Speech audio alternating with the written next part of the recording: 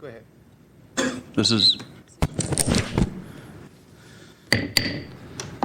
the April 19th regular meeting of the Sunshine Ordinance Task Force. The time is 4:02. Compliance and Amendments Committee.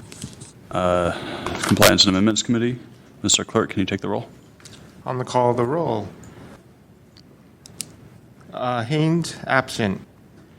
Member Washburn? Present. Washburn present. Chair Eldon? Present. Eldon present. I believe that Member Pilpil has been assigned to sit in place of Member Haynes for this meeting. Member Pilpil? Present. Pilpil present. We have a quorum. There are no agenda changes at this time. Item number 2, file number 15077, hearing on the status of the order of determination. Complaint filed by Richard Denton against the Office of the City Attorney for violating Administrative Code Section 67.21D by failing to provide a determination as to whether a record is public in a timely manner. The Sunshine Ordinance Task Force referred this matter to the Compliance and Amendments Committee and requested that the Office of the City Attorney send a representative to discuss the role of the Supervisors of Record and the timeliness of the response provided in regards to file number 15077.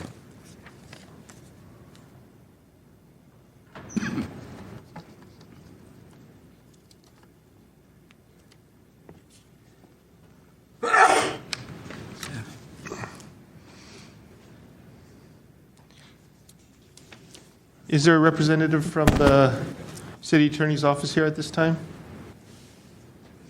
I do not see a representative at this time. They did send us an email stating their position on this matter. Is Mr. Denton, the complainant, present at this time? I do not see him present at this time. Would you like to delay this till later in this meeting in case Mr. Denton Let's arrives? do that. Yes. Next on the agenda, file number 3, item number 3, file number 15159, hearing on the status of the order of determination. Complaint filed by Tom Borden against Recreation and Parks Department for violating Administrative Code, Section 67.21B and E by failing to respond to a public records request in a timely or complete manner, and failing to comply or incompletely complied with the request for public records. The task force referred the complaint to the Compliance Amendments Committee and requested that persons knowledgeable as to how the Recreation Parks Department's rules and policies are created, documented, and implemented attend the meeting to answer questions. I believe there are representatives from Rec and Park here at this time. Is the complainant in this room? Yes, Mr. Borden is present.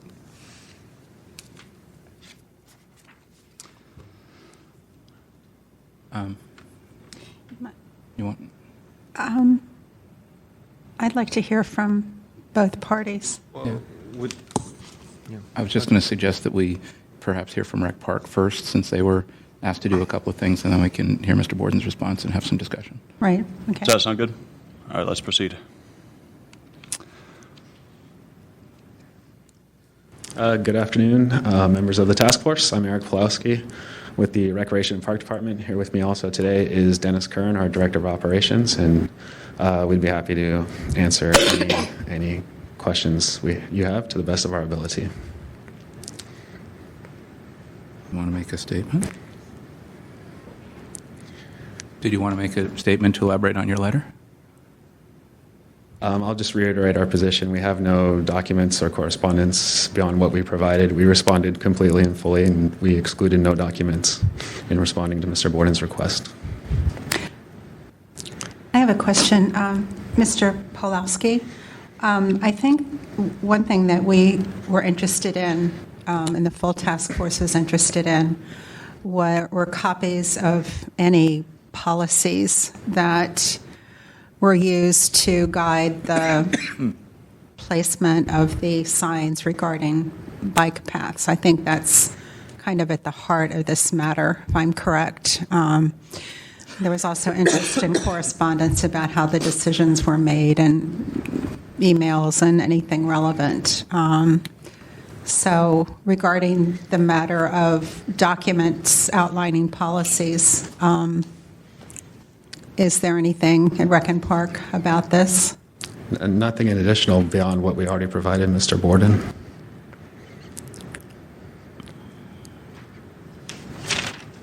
I just wanted to ask, go ahead. Please. No, go ahead.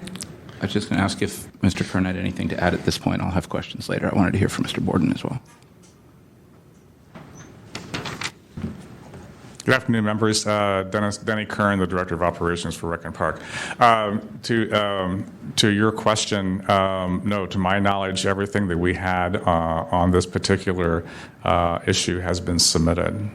There are no additional policy documents on this particular issue.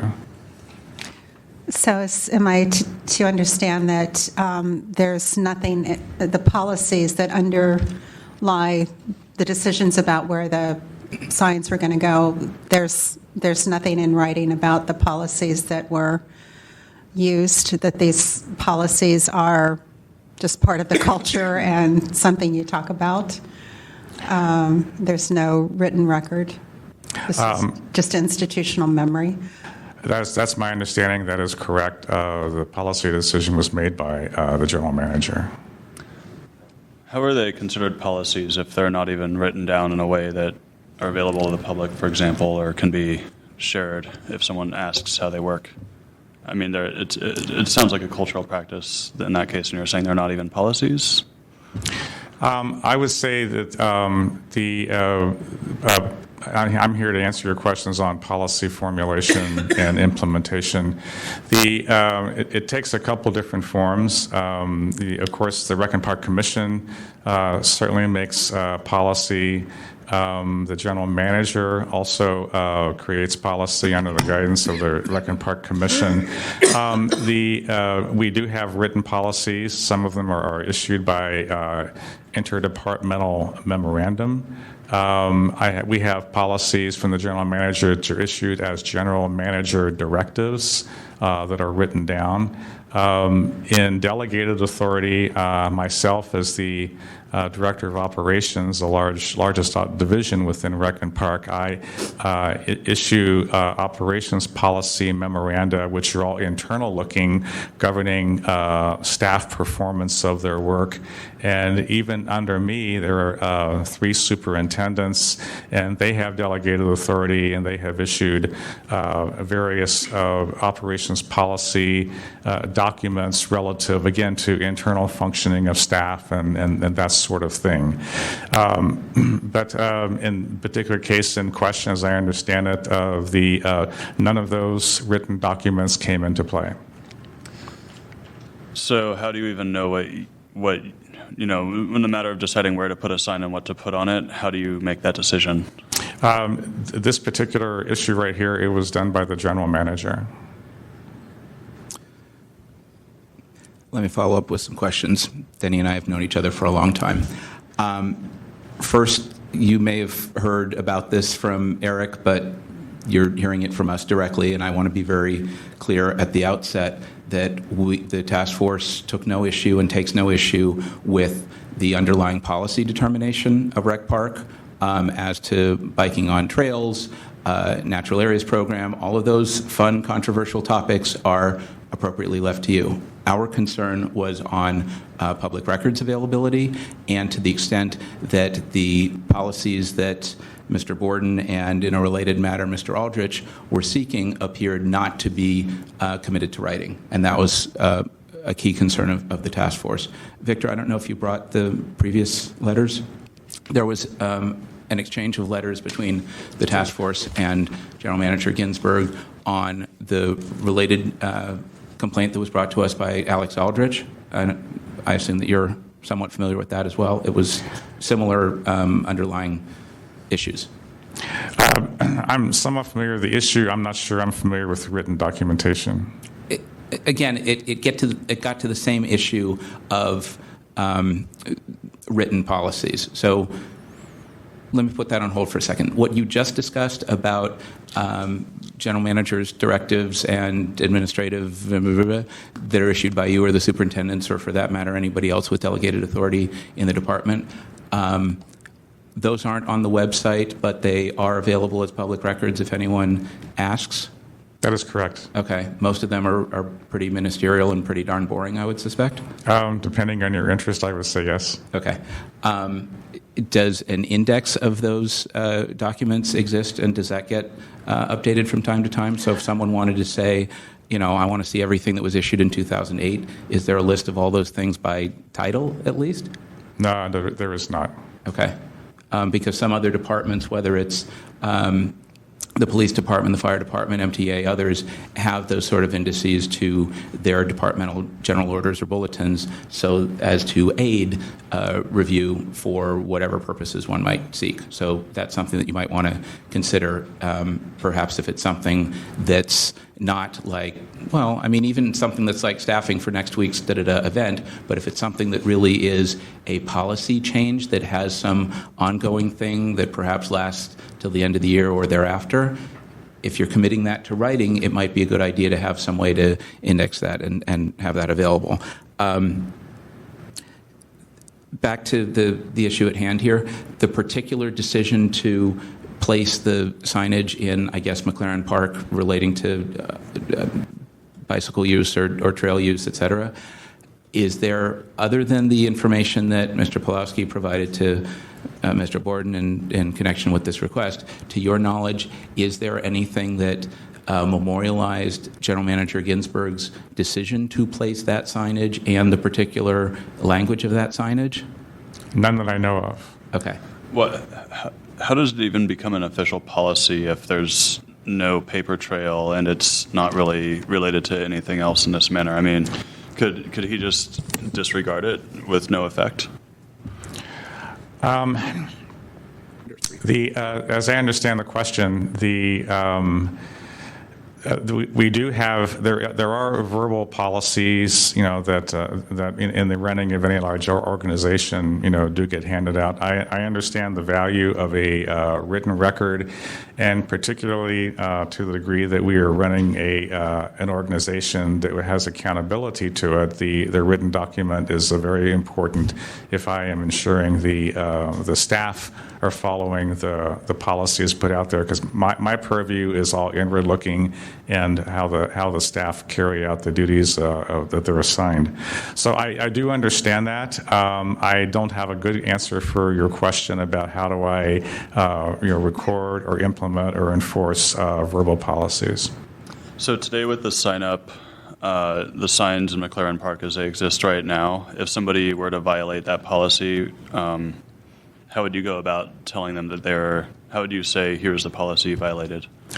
To the degree that a posted sign that the public are not following that, on all of our signs that require enforcement, we cite the policy or the public law. For example, the municipal law for parks is the park code, and we will put the citation of where that is written down. For those types of signs that we're referring to here, the operative park code citation is Park Code 3.02, which states that all posted signs must be obeyed. Can I follow up on that? Please. Okay. I don't want to take a lot more time on this because we have other items and we've sort of been around on this. It's a bit of a circular argument. The Park Code 3.02 says you shall obey posted signs. Yes, people should obey posted signs. The question is, what's the underlying policy that sign is enunciating? And if it isn't documented somewhere else that says, for example, these are the general use rules in parks, here's the specific stuff for Golden Gate Park, here's some stuff for McLaren, here's some stuff for Stern Grove, here's some stuff for Mission Rec, whatever. If there isn't that specific, general or specific stuff that the sign is enunciating, we find it difficult to, first for a member of the public to understand what the basis of the sign is. I understand you believe that you can enforce it. It's just, it becomes problematic, okay? And yes, we can send more letters, and maybe one of the outcomes here is to, send another letter back to Phil and the commission. We can communicate with the Board of Supervisors and urge that the park code be amended so that it's not just 3.02, but that it actually has to refer to some underlying restriction or provision or whatever, right? That you can't just post a sign nilly-willy, right? I mean, arguably, you could post any sign that you want, right? No parking here unless your name is Dennis Kern. Sounds like a good sign, right? At least for one person. Yes, but that would be problematic. So I think we've communicated once, and we can communicate again. We just think that those policies, however they come about, presumably that they're either adopted by the commission as commission policy or ultimately adopted by the general manager on his own or at the recommendation of staff, however that gets there, that ought to be committed to writing, put into a binder or made available on the web, have the list of the, positive things you can do in parks and negative things that you can't do in parks, and make that very clear. And I think that would actually support your proper enforcement of those regulations. So people presumably wouldn't be able to say later on, well, I didn't know what the thing was. I saw the sign, but I didn't know what it was. It would make it all very clear, more clear. Mm-hmm. And I think you're probably a general supporter of clarity. Yes, I am. Yes. So why don't I stop there for a second, and then we should hear from Mr. Ward. Well, I feel like I don't want to lecture you, and this is for Rec and Park generally. Victor, you have the other list. And I think this issue is representative of probably other issues where decisions are made affecting what members of the public can do in an area of the city that's for their use. And so ideally, there would be a public hearing about such a matter, and it would be an open and transparent process. And then decisions that are made would be written down and could be shown to support new policy, would be the policy. And so here I see a problem with openness, transparency, that angers the public, rightfully so, because these decisions just seem to be happening by fiat without any public discussion. And it seems like it's not a good way to run the park department. So this is not to you specifically. And there's a provision in the Ordinance 67.29-7 that we had considered finding a violation for, which is that correspondence and records shall be maintained in a professional way. And I think there's an expectation, it was our expectation that these policies would be written down somewhere and available. And that didn't happen seems to fly in the face of a professionally run, transparent department. I understand. We hear from Mr. Borden, and then Members of the public. well, he's the complainant. Yeah. Okay. Go back to the complainant. Yes, can we please hear from Mr. Borden now? The complainant. Thank you.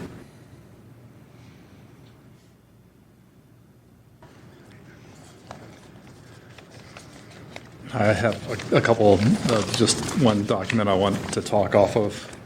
If I can give you a copy.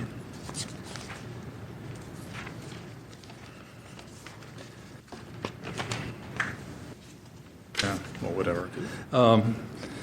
I just wanted to go through my original request for information had three parts, and the middle part was basically, how did you come to decide to put up that bicycles would not be allowed in any of the natural areas, and why did you do it and who did it? And the things that came out of that request, the interesting things is that Anna Alvarez wrote a paper called Off-Road Mountain Biking and City Parkland Trails, and she outlines, and I've highlighted in bold, that there was this, what sounds like an extensive process to decide what that those signs are going up and what would be on them, and yet no documents whatsoever were produced about this process. So that's kind of troubling, and it's hard to imagine this extensive process produced no emails, no meeting notices, no nothing. Next, there were 60 of these signs that were installed around the city. A contractor was hired to print them. Someone else was hired to install them. But there's no trail of records within Rec and Park that leads back to who decided to put the no bicycles language on the signs. Again, it's unbelievable. And I have to say, in terms of email production, there were emails that went to and from Phil Ginsburg, Sarah Ballard, and Denny Kern, but none of those people produced any responsive documents for this request. And the most glaring is Lisa Wayne, who received 126 emails, that I was provided with, that she did not produce a single one to mirror those, and. You can see I've made a little table there of how many emails she produced that she sent and received, and all of those were related to 3 issues. One was a mountain bike event that was canceled, another was a mountain bike race in McLaren Park in the pre-planning stages, and the other one was, I don't remember. But anyway, the other thing that was interesting is after this sort of stuff hit the fan, there was a lot of discussion about how to respond, and then to Alex's initial sunshine request. And the only real stuff I got about that was a lot from Anna Alvarez, and they're all redacted, and I don't know why or what was redacted. And finally, I decided to make a sunshine request to the Department of Technology for backup files, and I'll pass this on to you, but basically what the Department of Technology's response was, we cannot respond to your request as the San Francisco Recreation and Parks Department are the custodians of their own emails and documents. So what I'm thinking is, if perhaps the reason that, say, Lisa Wayne didn't produce so few emails was that she deleted every email that she sent or received. And if that were the case, perhaps in these backup files, we could find those documents. And I know there's a precedent for this here, and I've documented that in this letter, the original email to the Department of Technology. But I'd like to request that you ask Rec and Park to free up those backup files so we can find those emails that seem to be missing. And the last thing I would say is that Alex Aldrich is here, and he does, if you wanted to have him say anything, he knows about the whole business about, long-standing regulations, and then the subsequent final finding that there were no regulations at all. Anyway, that's what I've got. Great, thank you. Any questions? Yeah, let me do a little follow-up with Rec Park based on this new information. And did you give, Mr. Borden, did you give copies of both of these too? Let me give both. I gave him the first one. Okay.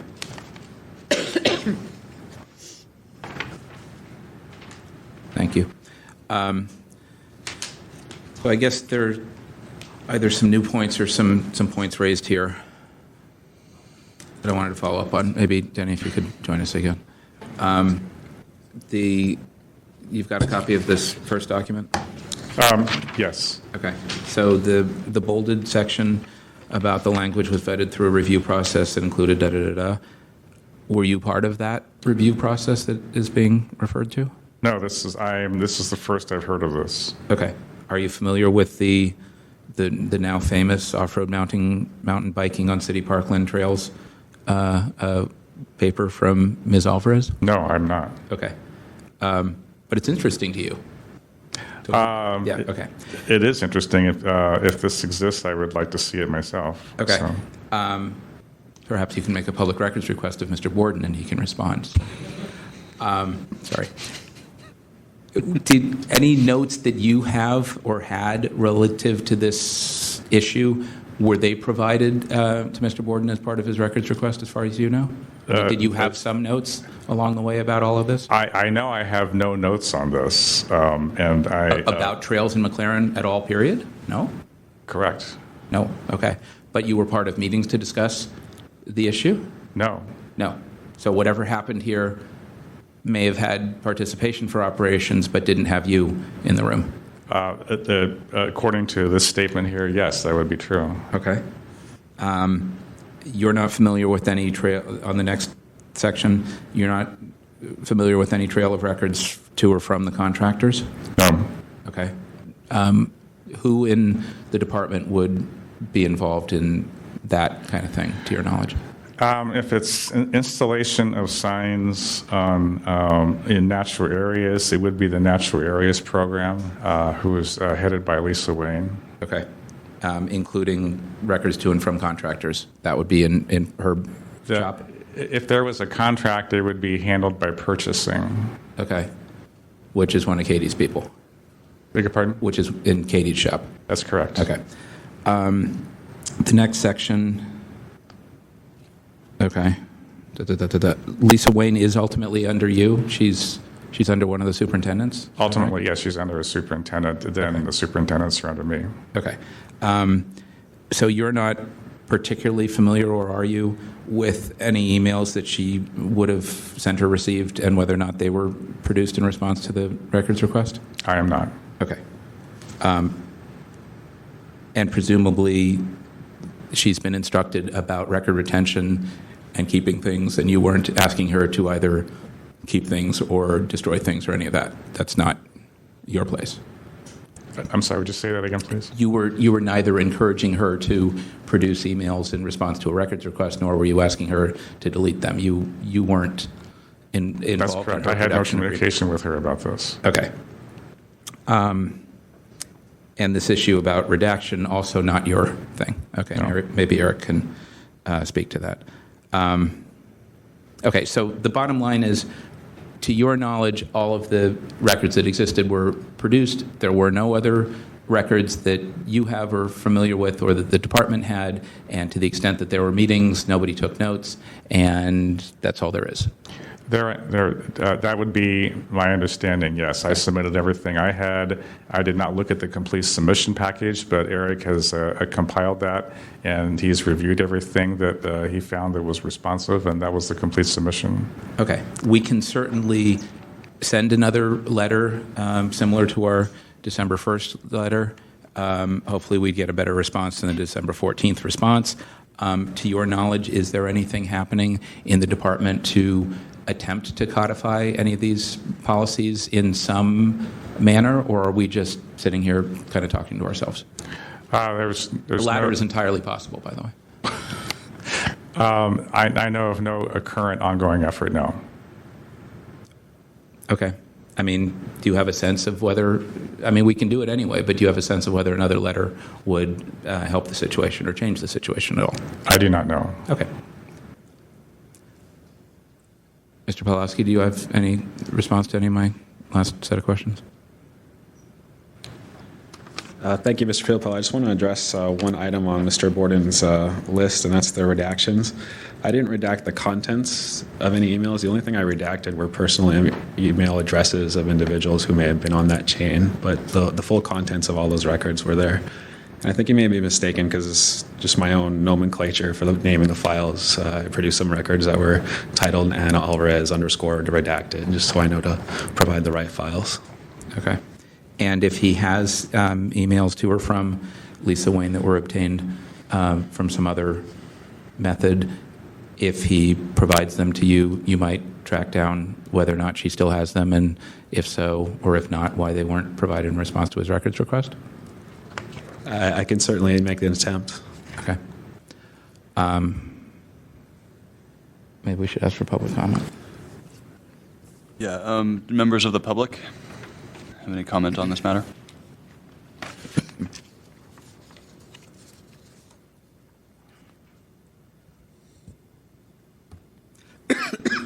My name is Alex Aldrich, and I submitted a sunshine request a while ago that Dennis Kern did respond to in regards to 302 and no biking on the trails, and he did say that Phil Ginsburg had the right to make that decision. And understanding that Eric Pawlowski was saying that Phil Ginsburg could only make the decision under the Park Commission, but then under the second sunshine request, he said that there's no such document, there's nothing under the commission regarding no bikes. So what I'm understanding is that Phil Ginsburg made the decision on his own without the Park Commission, and now he's saying, I asked again in December, I said, please, let me see where it is. Is the recent no off-trail bike sign a rule or regulation? It goes, it's neither. There are no rules or regulations that restrict or prohibit bikes on earthen trails in all parklands. The department does have a mission to maintain beautiful parks and preserve the environment for well-being. And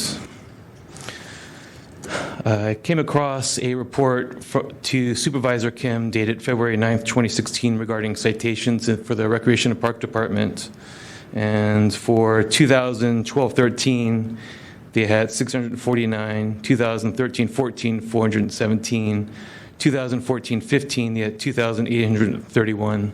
That's a huge increase in citations in just 1 year, or from, we'll say, 2 years. And part of that had to do with I would say, the dollar amount of citation. So if I'm riding the bike in the park, I could be cited $100 for the first citation, and then $200 for the second, $500 for the third, and then up to a $1,000 fine and up to 6 months in jail or fine or imprisonment for something that's not codified. And of those citations, there are, I believe it's 60 that were for signs to be obeyed in 2014-15, totaling $11,520. That's, a large sum of money for something that, wasn't spoke to about the public. And I would say of the 302 signs, as far as I could see, they don't tell you what you're being cited for 302. It's just vague. So 60 of the citations could be for no bike riding, or it could be for, playing on a field with your dog, and that they're calling an athletic field. I don't know. I mean, the 302 is a park code that needs to be revisited, and I think it's just as important of what Mike Petralis is doing with the calendar, and that they need to keep track of how they're using 302, whether it's for no bike riding, whether it's for, wearing a hat in the park, or if you have your own parking space for Dennis Kern. So, I highly suggest moving in that direction, please. Thank you. All right. I think we're hearing the rebuttal from Mr. Borden. Thank you. Plaintiff? There's really no rebuttal. No, this isn't really a hearing. I thought you wanted to hear from him again. I mean, if either side has anything further to offer, I guess if I could just summarize, I'm leaning toward us doing yet another letter, because I'm not sure what else we can do. I mean, we could find compliance. I mean, certainly, first of all, we appreciate that we're able to have a dialogue with Rec Park. We appreciate that you're here. We appreciate that Dennis is here. And we recognize that. We just seem to not necessarily be getting anywhere with the codification of policies. And I think we feel fairly strongly that those policies, however you come about them, should be in writing. And that's a good idea. Yeah, I agree they should be in writing. And I also find it disturbing if it's the case that people can be fined for disobeying a sign that's put up fairly, I wouldn't say arbitrarily, but without any underlying policy or law. And if you keep disobeying this sign, you could go to jail. I find that really disturbing. Sending another letter, fine, but I mean, if you got a better idea, I'm open to it. well, there seems like there's some emails that were not produced by Rec and Park that undoubtedly exist somewhere that the Department of Technology could unearth. I don't know if we want to have Rec and Park take the lead on trying to get those. So there are some outstanding public records that were requested that weren't given to Mr. Borden that he's obtained from other sources. Am I characterizing that correctly? Excuse me, Mr. Borden?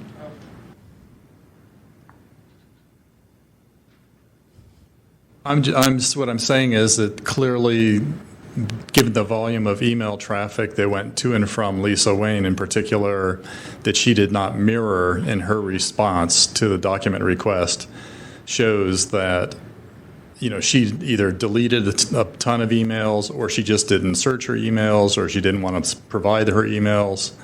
But, there's obviously a lot missing here that wasn't provided. And you know that because you were able to get copies of them from some other source? Other people in Rec and Park did produce responsive documents, and many of those were going to and from Lisa Wayne, but Lisa Wayne did not produce those on her own. And so that shows, she did they should have been mirrored. Well, okay, to be fair, if you made a records request of the department and the department provided the emails, I'm not sure if it matters whether it came from her as the sender or the recipient, or it came from someone else, so long as the department produced them in response to a records request. I had misunderstood. I thought that you had gotten them from a third party, not in response to a records request. No, I have a few outside emails outside of Rec and Park that people have sent me that they received. Then but those that's a small number, like 5. Okay. Well, maybe if you could share those with the department and try to figure out why they weren't produced, that might be interesting. I'm interrupting. Sorry. No, go ahead.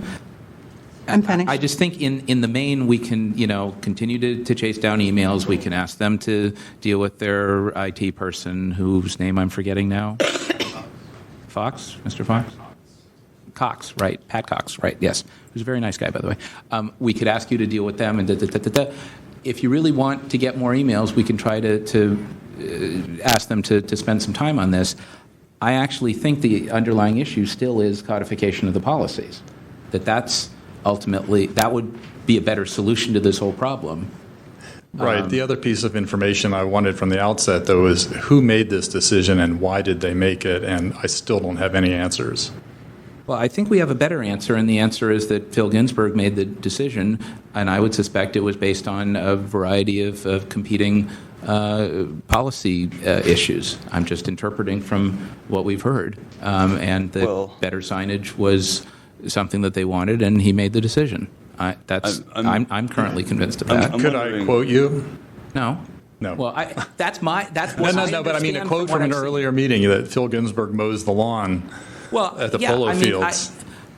I'm not sure if that's exactly what I said. Yes, he can do all kinds of things. In this case, I think I'm somewhat persuaded by the information that he actually did make this decision. I'm not convinced that he makes every single decision in the department, but I don't think that's as relevant here.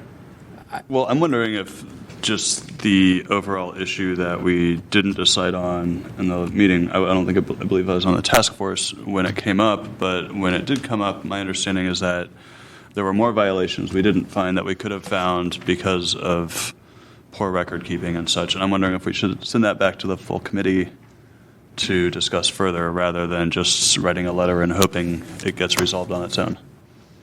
Well, that's an idea. I'm also thinking we could go round and round about this for some time. And well, besides finding more violations for new issues that are coming up here, I'm not sure what other options we have.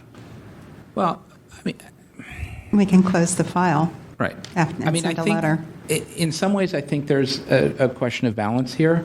On the one hand, we could say every meeting you go to, every single email you see, every note that you take, you have to, keep that scrap of paper or that electronic information forever because, God forbid, someone might ask for it. I think that that's extreme, and I'm not sure that I'm with that. However, I think that significant decisions, particularly in this case involving use restrictions in the park, ought to be codified, and I think that's what we've said. So I don't think we're necessarily... So you don't feel there's any additional I'm not yet convinced. Violation. I mean, there could be, but I'm not sure that I want to spend a lot more time trying to find a violation or trying to solve part of the problem when I'm somewhat convinced that the problem really is codification of policies. If I'm way off here, then tell me, and we'll just end this. No, I agree that the problem is codification of the policies. And also, and it would be ideal for those policies to be discussed at the Rec and Park Commission's meeting, a public hearing, public comment, all of that. Maybe an advisory board of park users, whatever. But regardless, the policies need to be written down someplace. And we were looking at 67.29-7, which we bring up all the time, which we almost never use, but maybe this is a case where we could find a violation of that. That would send a message to Rec and Park that these things ought to be written down. That's the direction I'm leaning as well, rather than writing a letter and closing the case. Okay, I mean, we can certainly pass a motion here on a divided vote to send something to the task force to recommend consideration of a further violation and see where that goes. I can also draft a letter that we can bring back to the full task force to follow up on the issue as an alternative or in addition.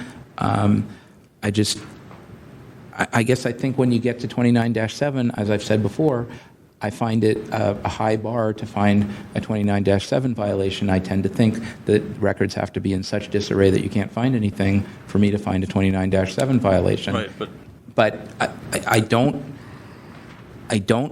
believe that a departmental practice not to commit something to writing necessarily translates into a 29-7 violation.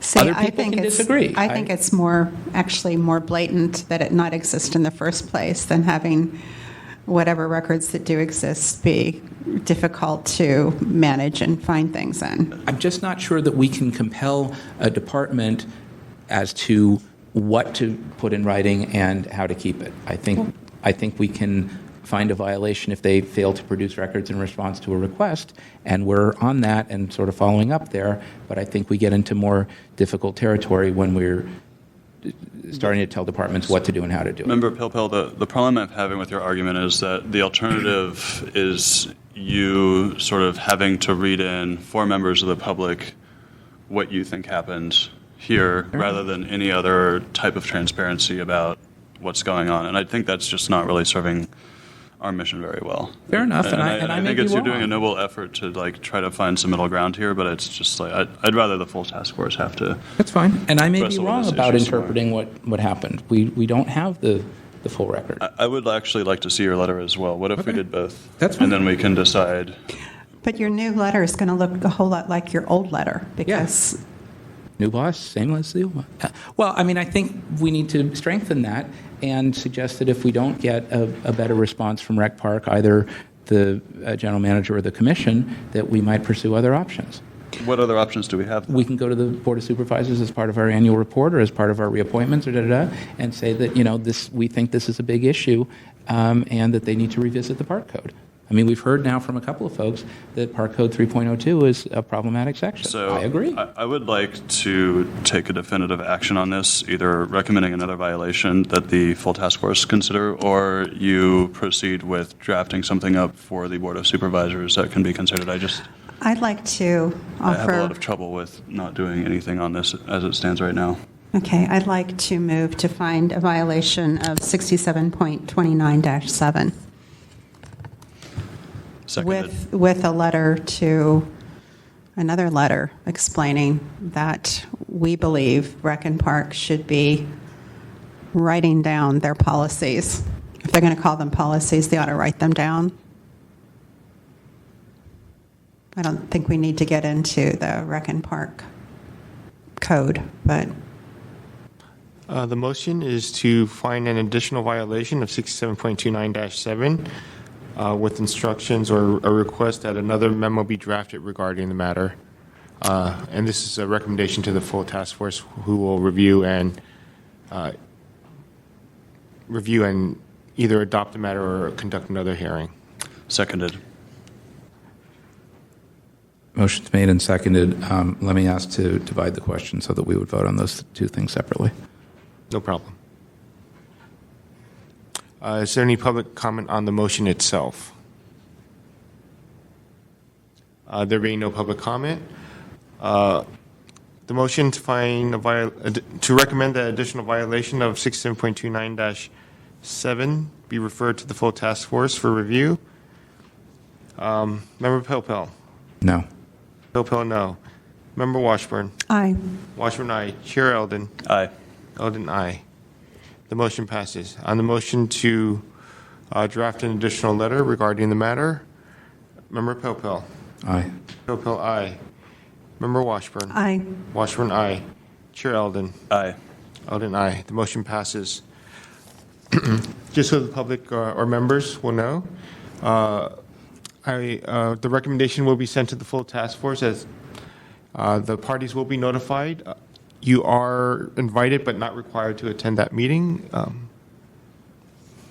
And I'm not notice sure will be if we're going to sent. get this together for the May meeting. It will not be for the May meeting. Yeah, it'll take some time to draft. Thank you very much. And these are recommendations only. Thank you for your time, everyone. Thank you very much. Item number 4, file number 16003, hearing on the status of order of determination, complaint filed by Jerome Roth on behalf of the Blue Ribbon Panel on Transparency and Accountability and Fairness in Law Enforcement against San Francisco Police Department. On March 2nd and April 6th, the task force heard the matter and requested that the parties work together to create a timeline for production of records. I believe we are here to hear an update on their progress at this time.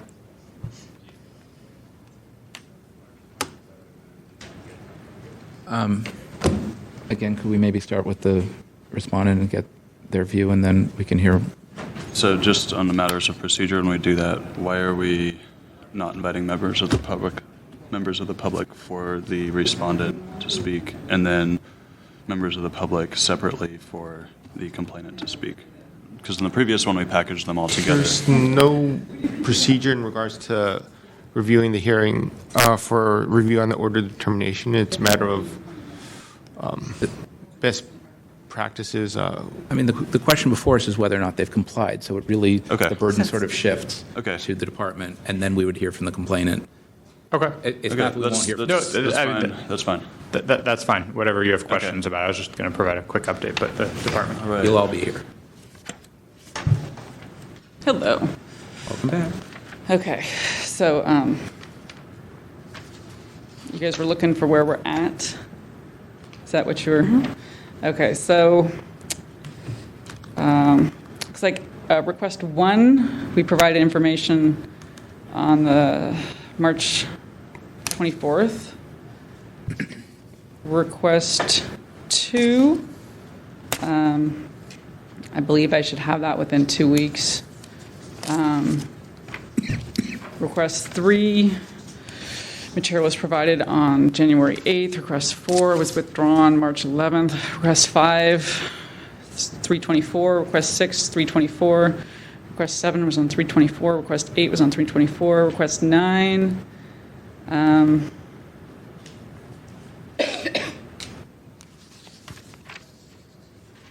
I will have that within 2 weeks. Not sure that we have responsive material to that one. Trying to determine that. Request 10, I'm working on that.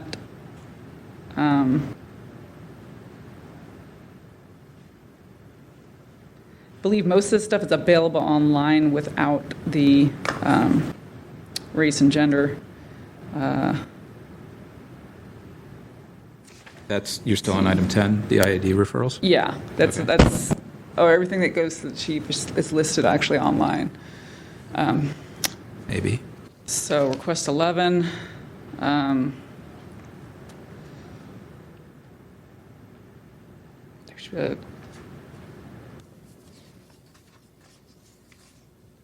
Should do that within 2 weeks of what we have logged. Request 12 was on 324. Request 13 was on 324. Request 14, I think we provided an answer to that already on the 21st. Request 15. Hold on a second. I've got some responsive records on 14 and 15. No. I'm Well, sorry. 14, it says, I That believe was the it's 6 weeks from March 4th, so we're right at that. Okay, well, it looks like there was a response to that on January 8th and on January 21st. But I think there was still some stuff hanging. Okay. Request 15, our record's not maintained in that manner. Request 16 was on 2/12. Request 17.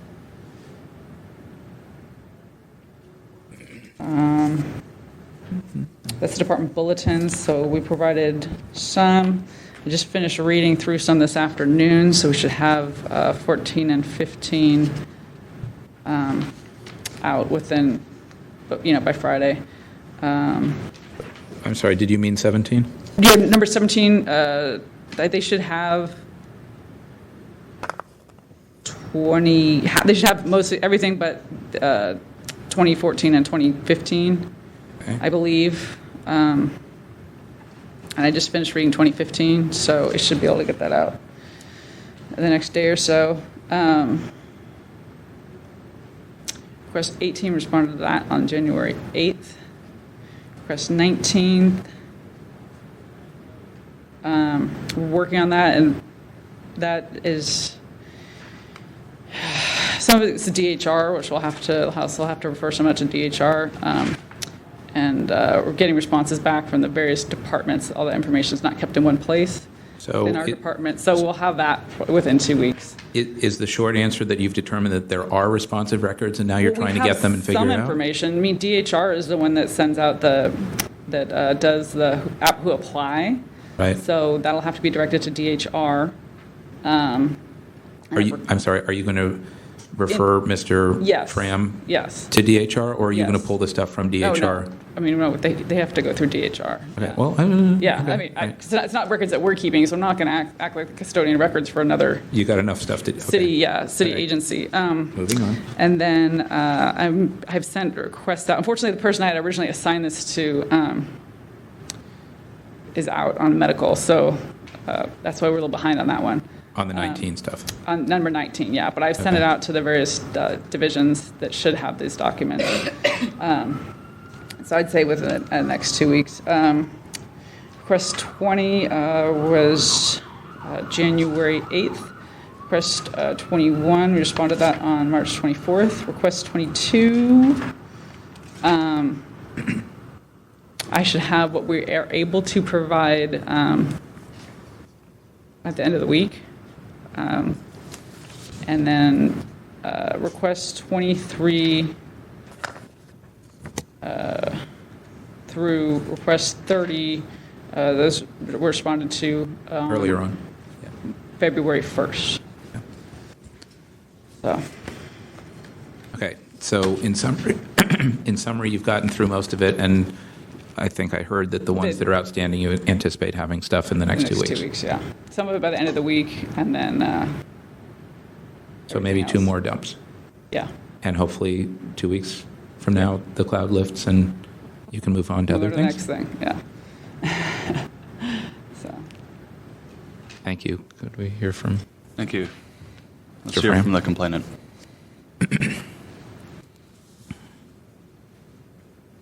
Well, thank you. That was a helpful update. I appreciate the additional information. I don't really have much more except we're, 4 or 5 months from the date of the request. And for the first time today, we're hearing that some of the info for one of them was from DHR, and for one of them, for 15, the records are not maintained in the manner sought. This was after they had sort of promised us that they were working on it. So, there's a limited amount of things that the task force or that the complainant can do and the panel can do at this time. The report's coming out soon. So to the extent we get more of these documents, it'll greatly aid the panel and its work. But we are sort of getting toward the end of the road.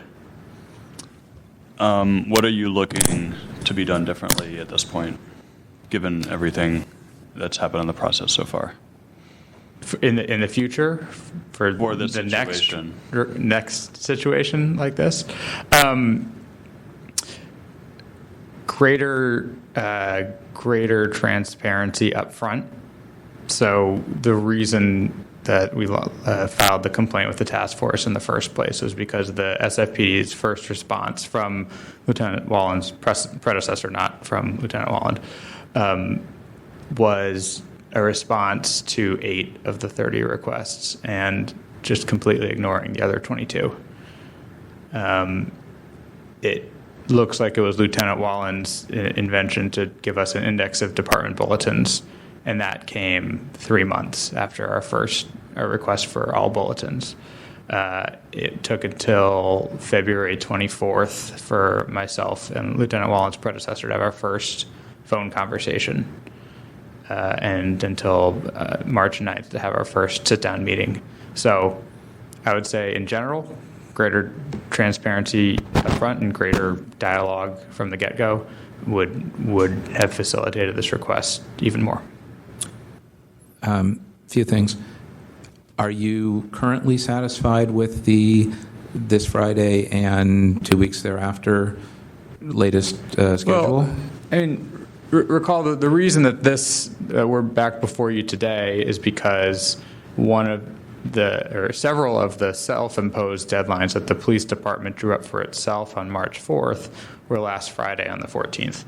And we had thought that today would be a check-in that we might not need if they complied with their self-imposed deadlines. And when was the last time that you got something from them? Was that the date of our last meeting? No, we got a set of bulletins after that, I think on the 9th, 8th or the 9th, after that. So we are coming toward the end of what the department has promised to produce for us. I don't want to take up any more of your time or of Lieutenant Wallen's time or of the public's time saying this was too slow. Well, I get that. But that's still our position. And we're not yet asking Lieutenant Wallen to go document the rec park orders, but we'll get to that. But we're learning a lot here.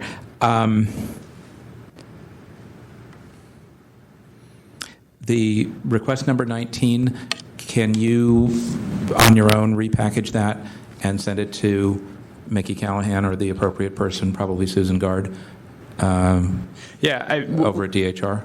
We'll have to see what the department gives us. I just heard that a portion of that might be from DHR, so I'm not sure which portion, so I'm not sure exactly how to repackage that. So once we see what they produce, we will take a look and we'll see if there's anything else, what else we need. To the extent that it's important to you, I would start that now and say that you're already working with the police on their side of it because it may take DHR more time to compile. Actually, Paul Green, you'll figure out who the right people are over there. Okay. But it may take them some time to compile as well, and some of their stuff may also be subject to redaction. And if you are trying to finalize a report here, then you want to get this while we're all still alive. Mm-hmm. Yeah. Okay. And as relates to the panel, you might want to hang around for item 6 today, because that also. I will see if I can. Okay. And maybe we can move that up. And just finally, I think we talked about at the last meeting having some recommendations at the end of this process on both public records practices and maybe some technology and systems things. So I'm hoping that you'll follow up with us at the appropriate time. I don't think that needs to happen immediately, but I really do think that there were some broader lessons learned here and maybe some staffing and other procedural things that we can suggest to the police so that this sort of thing doesn't happen in the future. And I suspect Lieutenant Wallen is probably with part of that as well. Fair enough. And so we hope to see you again. Fair enough. Is there anything else that we need to do for you today or not really? No, there's nothing else. I appreciate the check-in from the police department, and hopefully we'll get those records soon. The one thing I will preview, which is something I said last time, which is the department sometimes makes policy through bulletins. Bulletins are not disseminated publicly. They're public records because they produced a bunch in response to our request. But to the extent they're making policy through bulletins, those should be more transparent from the get-go. I think they should be right next to the Department General Orders on the internet. because the police commission has made the determination that those are important enough to put online so everyone can see the policies. Or at least a redacted version if there are issues to redact, and perhaps not all bulletins need to be posted because there may be some that... Or at least whatever. an index to bulletins. Some further effort. Yeah. So if you can include that in your follow-up list, that would be great. That's and I think there's a theme between this and the rec park item about sort of departmental policies and making them more available. So, Okay, thank you. Thank you. Thank you. I just wanted to make sure you guys Yeah. have the right email for me. You sent it to I didn't get the email, so I actually called him today because wasn't sure. What is what our the correct status email was. address, So it please? should end in sfgov. SFGov. sfgov. So got sent to the airport email, which I don't have access to because I'm not there anymore. So I never got. So if there's any other communication that's been sent to me, I've never gotten it. I tried to get a hold of their IT person Yes. today. They were supposed to, get rid of that account, and they never have. So My apologies. It's automated for me. I can't. I'll have to type it in by hand because well, no, it should pop up. I think Yes. 2 of them pop up. That's the Yes, thing. I will So make sure it doesn't go to the airport. Okay, thank you. Just so I. and if you could also follow up with Ian at the airport so that he turns off your Fly SFO account. Yeah. Well, no, I'm trying to. No one's getting back to me from there today, but that's the first time I became aware of it, and I was like, thank you. Thank you. So does it make sense, given the timeframes here, to send this back to the full task force if we need to do a check-in there in 2 weeks? I mean, I'm sensitive We can to... continue this to call the chair, and we'll leave it up to the... We can certainly do that. But I mean, I'm sensitive to everybody's working collaboratively here. And if it's not needed, then if you let Victor know a week before, then we can pull that. That sounds good to me. Yeah, if Mr. Frem, if you could let us know that you would like another round, we can certainly accommodate you. Okay, as long as the task force would be flexible. My sense is the 2 weeks dates are 2 weeks from Friday-ish, so that puts us after the next meeting. So maybe. But it's close. So. Right, but I don't know if it makes sense to come back before the deadline. That's. Right. Okay, No, or we could doesn't send it matter. to the other committee and hear it mid-month next month. We can continue to call continue, the chair, yeah. and then we can make a determination of when and where another follow-up is needed. Is that a Right. legal term, 2 weeks-ish? That's okay. It's okay. Thank you. Yeah, it is. Okay. That sounds good. Do you want me to move to continue? Sure. Also move to continue this matter to the call of the chair. I second the motion. Would you like to take public comment on that motion?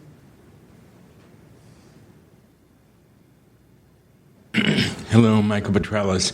I have to say, I just find it so, I don't know if the right phrase is ironic or hypocritical that there's a attorney from a private law firm acting on behalf of the district attorney, the same district attorney who, in your annual report, you point out, who never takes up the complaints. He doesn't respond to the orders of determination that you find here. And in a few moments, we're going to be hearing 2 or 3 of my complaints against the district attorney's office. I have to point this out because we are seeing an unprecedented effort by the district attorney to engage 7 private law firms and 40 attorneys working pro bono to do things like file these requests for documents. They're filing requests for documents. They're coming here with complaints against another agency that's not providing them documents. At the same time, you've got a few complaints from me against the district attorney for the same thing. The district attorney does not try and get 7 law firms and more than 40 attorneys to work pro bono to enforce sunshine laws.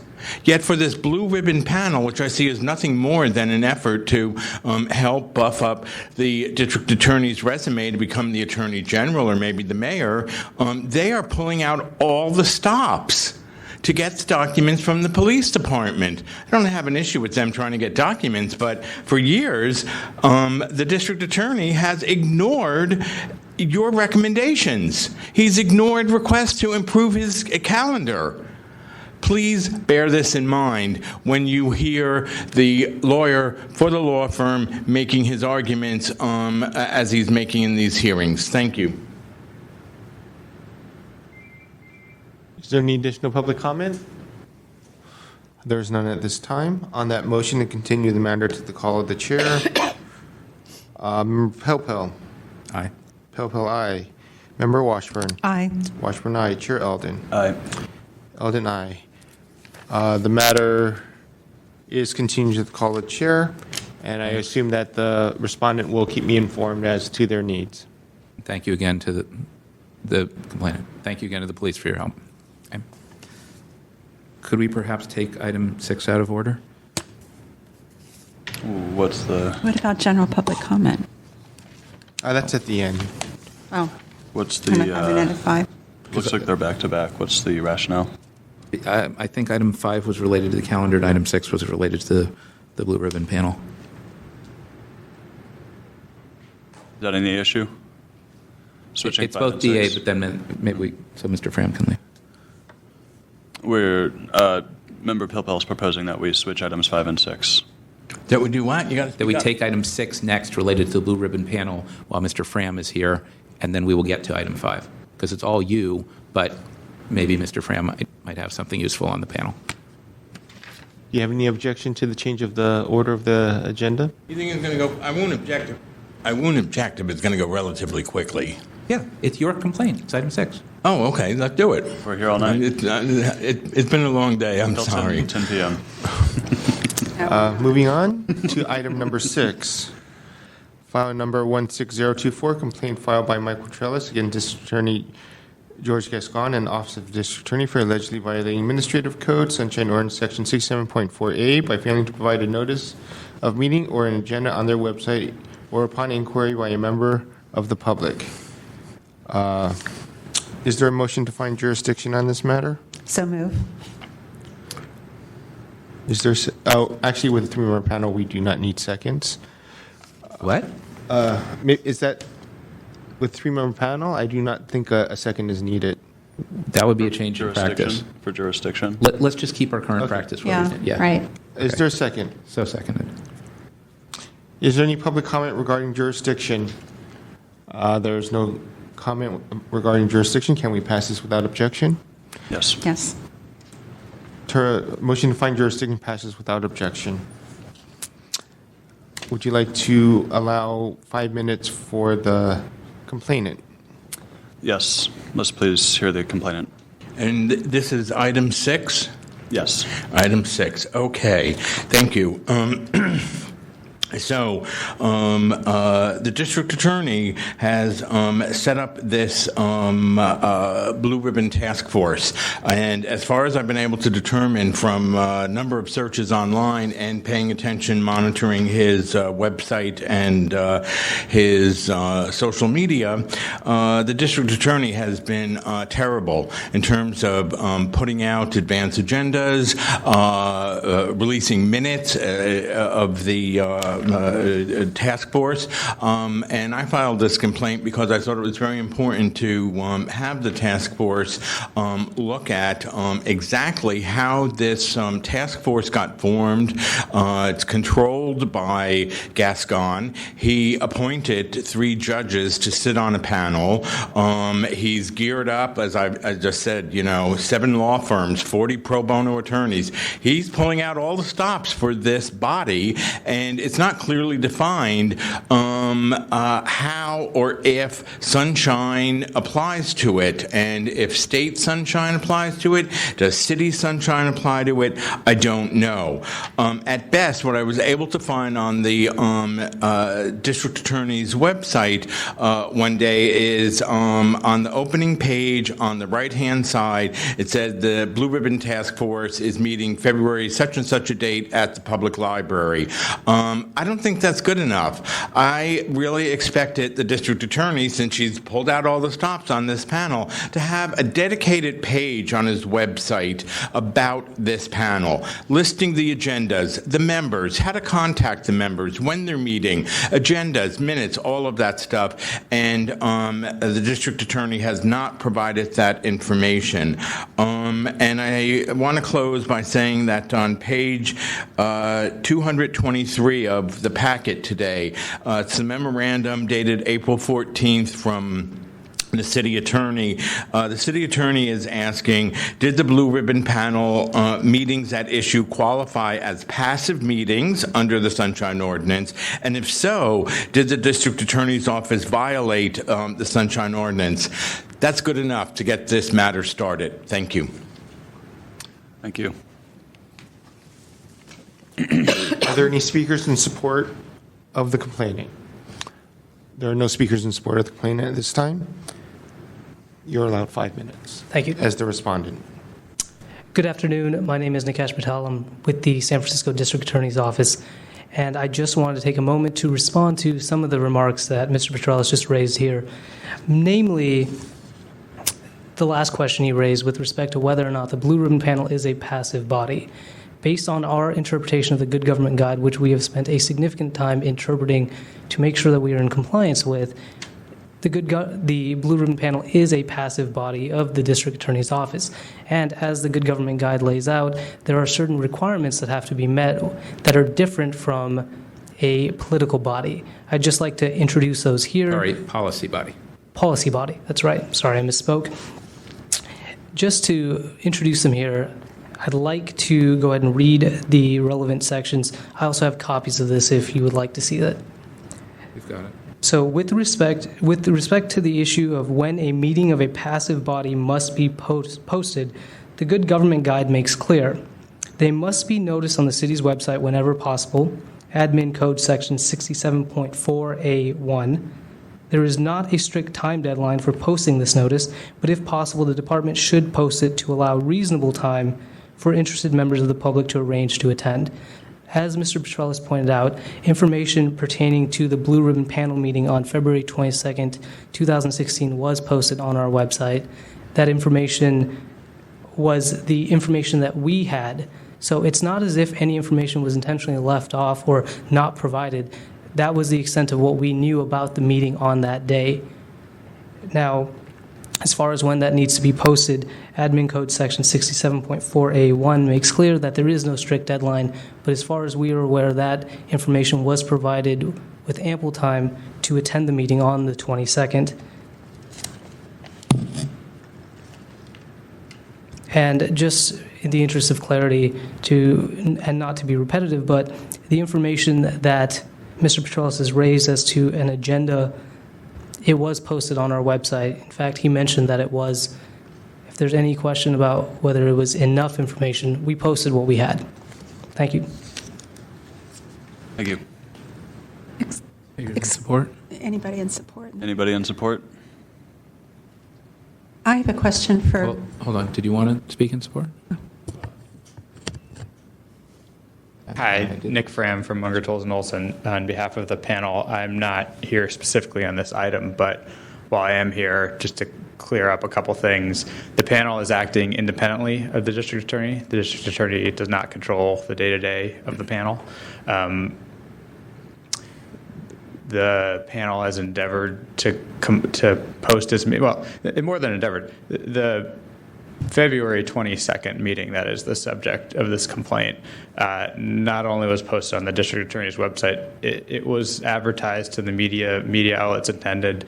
Mr. Petralis attended, so there was notice. The goal actually is to be inclusive and open and have members of the public attend these public hearings where some very high-profile witnesses in the city gave testimony to the panel, including the district attorney, who was questioned by the panel. The chief of police was questioned at that meeting. The president of the police commission was questioned at that meeting. At I should say hearing. These are public hearings where people give testimony to the judges. At a prior hearing, the director of the OCC gave testimony, the public defender gave testimony. So there have been some, the goal of these hearings is to get important city thought leaders and decision makers giving testimony to the panel on the topics the panel wants, and for the public to be there and hear about it. There was public comment at all of the public hearings that we've had. In fact, the panel had a hearing devoted exclusively to public comment in the Bayview in March. Again, well publicized. So I don't have anything else on this specific topic. Thank you. I have a question for Mr. Patel.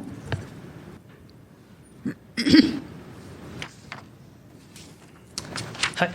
I believe for me the main question that we should look at first is what type of body the panel is. Is it a policy body or is it a passive meeting body? So to determine that, we need some information about how it was formed and what its mission is, what its charge is, and what it can and can't do. Okay, well, as far as I understand the question, the first part of the question is whether or not the Blue Ribbon Panel is a passive body or a policy body. And the answer to that question is it is a policy body. I will... Wait, be careful. Oh, I'm sorry, not a policy body. It is a passive body.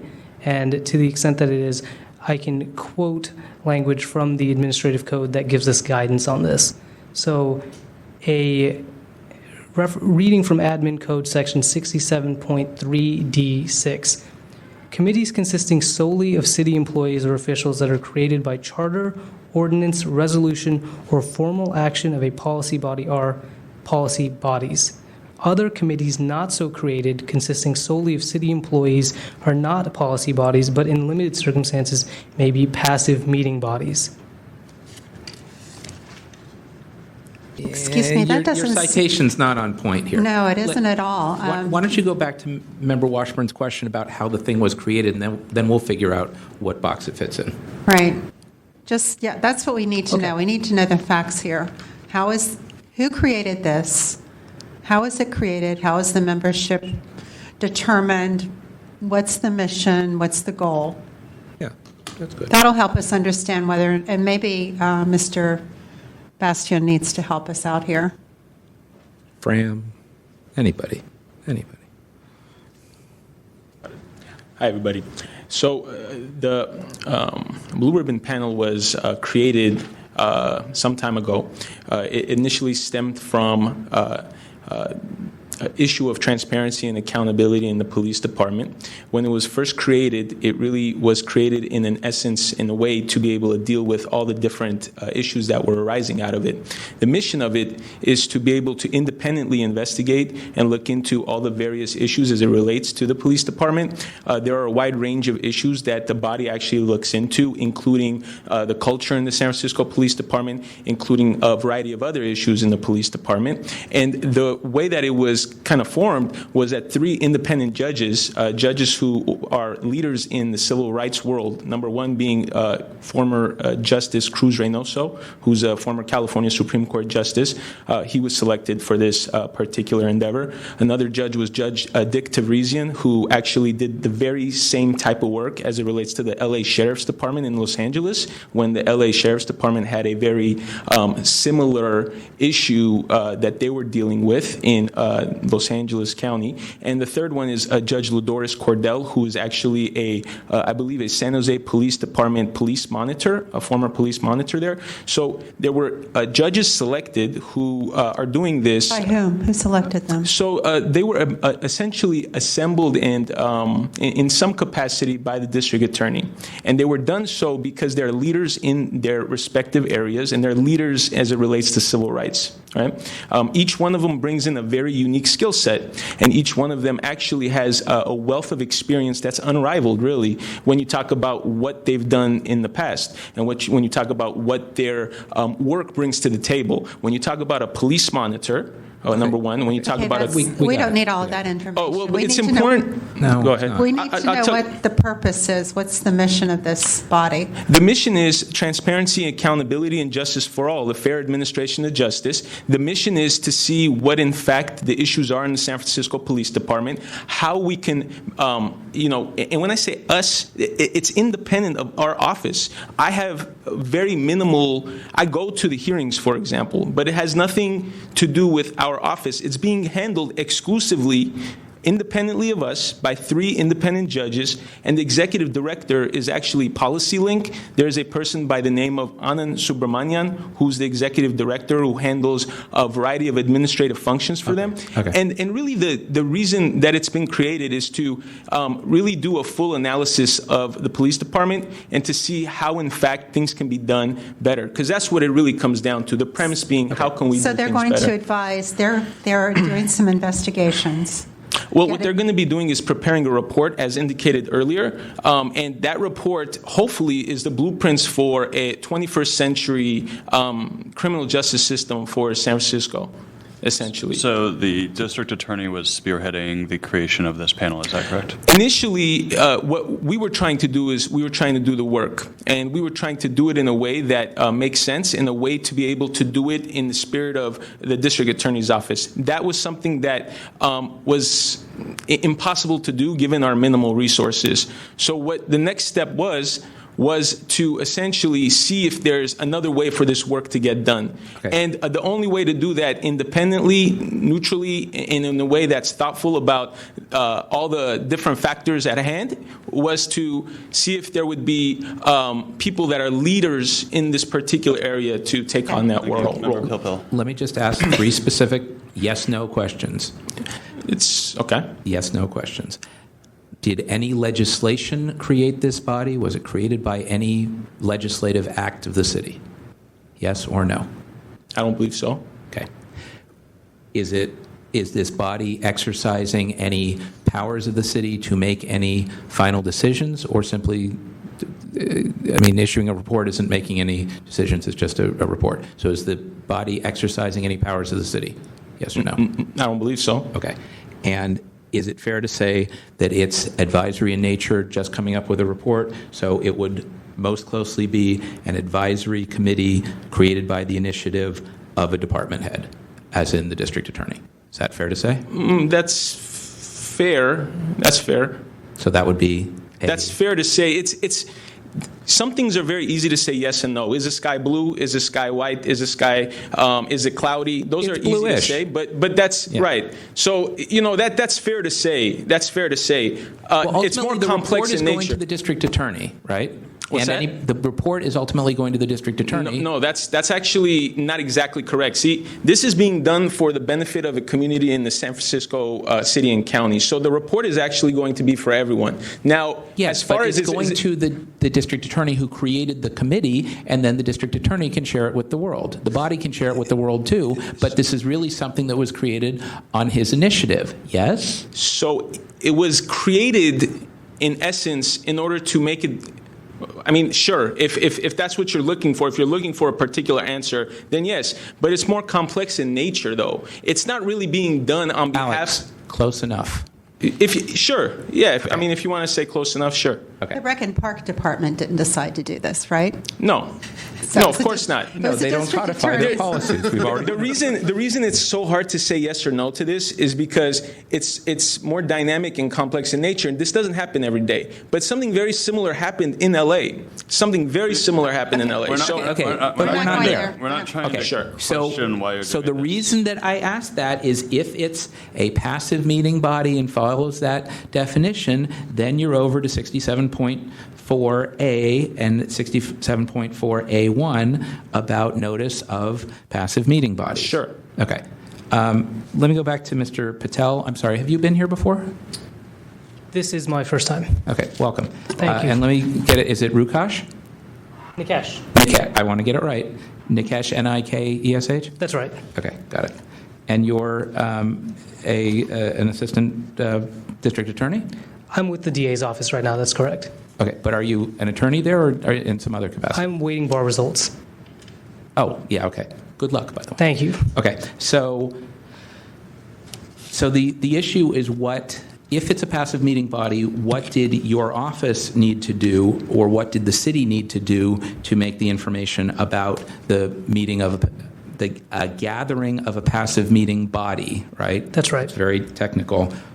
What needed to happen there? And so on page 225 of our packet, or 67.4A1, all gatherings of passive meeting bodies shall be accessible to individuals upon inquiry and to the extent possible and consistent with the facilities in which they occur. 1, such gatherings need not be formally noticed except on the city's website whenever possible, although the time, place, and nature of the gathering shall be disclosed upon inquiry by a member of the public, and any agenda actually prepared for the gathering shall be accessible to such inquirers as a public record.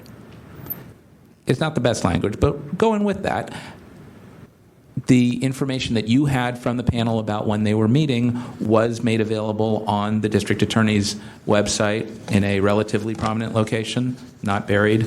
I mean, it could have been a little higher point size, but it was there. And to the extent that you had an actual agenda, if anyone had asked for it, you would have provided it. That's correct. And as soon as you got the information from the panel as to when they were meeting for this meeting or other gatherings, you made that available and noticed that on the website. That's right. That information was on the website. Okay. Is there, to your knowledge, is there any other place where information about the panel is available other than calling up Mr. Fram and his pals? Does the panel have its own website? Is there something there? That's something I can't You don't speak know? to. Okay. Thank you. Could I ask Mr. Fram, is there some other place where all this stuff is? I recall that you set up a website. The panel doesn't have a website. It has an email alias. You have an email at address. which members of the public can submit questions, comments, concerns, seek information. Okay, but there isn't like a central website that says at the first gathering you heard from X number of people, blah, blah, blah, No. and that the panel is doing these things. There isn't, because the panel really doesn't have very much in the way of public material yet. There will be a public report, which I imagine the panel will want to publicize as much as it possibly can. So that So it's will not more be hard to find. fact-finding and whatever, opinion gathering, whatever. That's the nature of what's going on. Correct. So, And were there any minutes produced after this meeting or notes? or notes? Any? The meeting was not, the testimony was not recorded. I don't think, I wasn't at the February 22nd meeting. I don't think that there were minutes or notes produced. The purpose of these hearings was to provide testimony input to the judges. The report's going to be in the name of the judges. They're the authors of the report. So they want to hear, they might be taking private notes for their own purposes to put in the report, those, but there was no decisions that were made. There are no decisions that are made at these hearings. The judges don't really have the power to make any decisions, as Member Pilpel just went into that there's no legislative authority that the judges have. These are sort of fact-gathering meetings for the judges and for the public, so the public can hear what these witnesses have to say. Okay. And the end product of all this will be a final report that will be provided to the district attorney and anybody else who cares. That's right. Okay. Thank you. Then can I just follow up with Mr. Patel, I guess, or Mr. Bastian, in addition to the report that you guys are ultimately going to get, to the extent that anyone from the district attorney's office, or for that matter, anybody from the police, the public defender, some other city office, to the extent that they attended any gatherings of the body, any notes that they took would be public records and subject to disclosure. Fair enough? That's correct, yes. Okay. I mean, they may be protected by other privileges or exemptions, but generally those would be public records if someone went to the meeting and took notes. And they would also be records, well, hold on one second. Hi, Alex Bastian again. So you're referring to any of the notes that were taken by the judges? Or are you referring No. Any notes that someone from your office, or for that matter, someone the from police or the public defender, any city person that was there in a city capacity, if they had reason to attend and take notes, those would be public records, likely subject to disclosure, maybe subject to redaction or exemption, but in any event, public records. So my only question is, so for example, if Mr. Adachi, public defender Adachi, was there and he took notes on his own, Yeah. are you indicating that we in some capacity would be required required to turn that public record over. You wouldn't, but Right. he might in I response understand. to a request to him. Understood. And any notes that any of your people had there, if someone made a request to you and said, I saw Assistant District Attorney blah, blah, blah there, or for that matter, your boss was there, if he took any notes, I want to see those. Understood. Understood what you're saying. Okay, and the final report. The final report will be the big deal thing here. Correct. Okay. Based on all of that, I am not yet persuaded that there was a violation of 67.4A1, which I think is the on-point requirement about notice.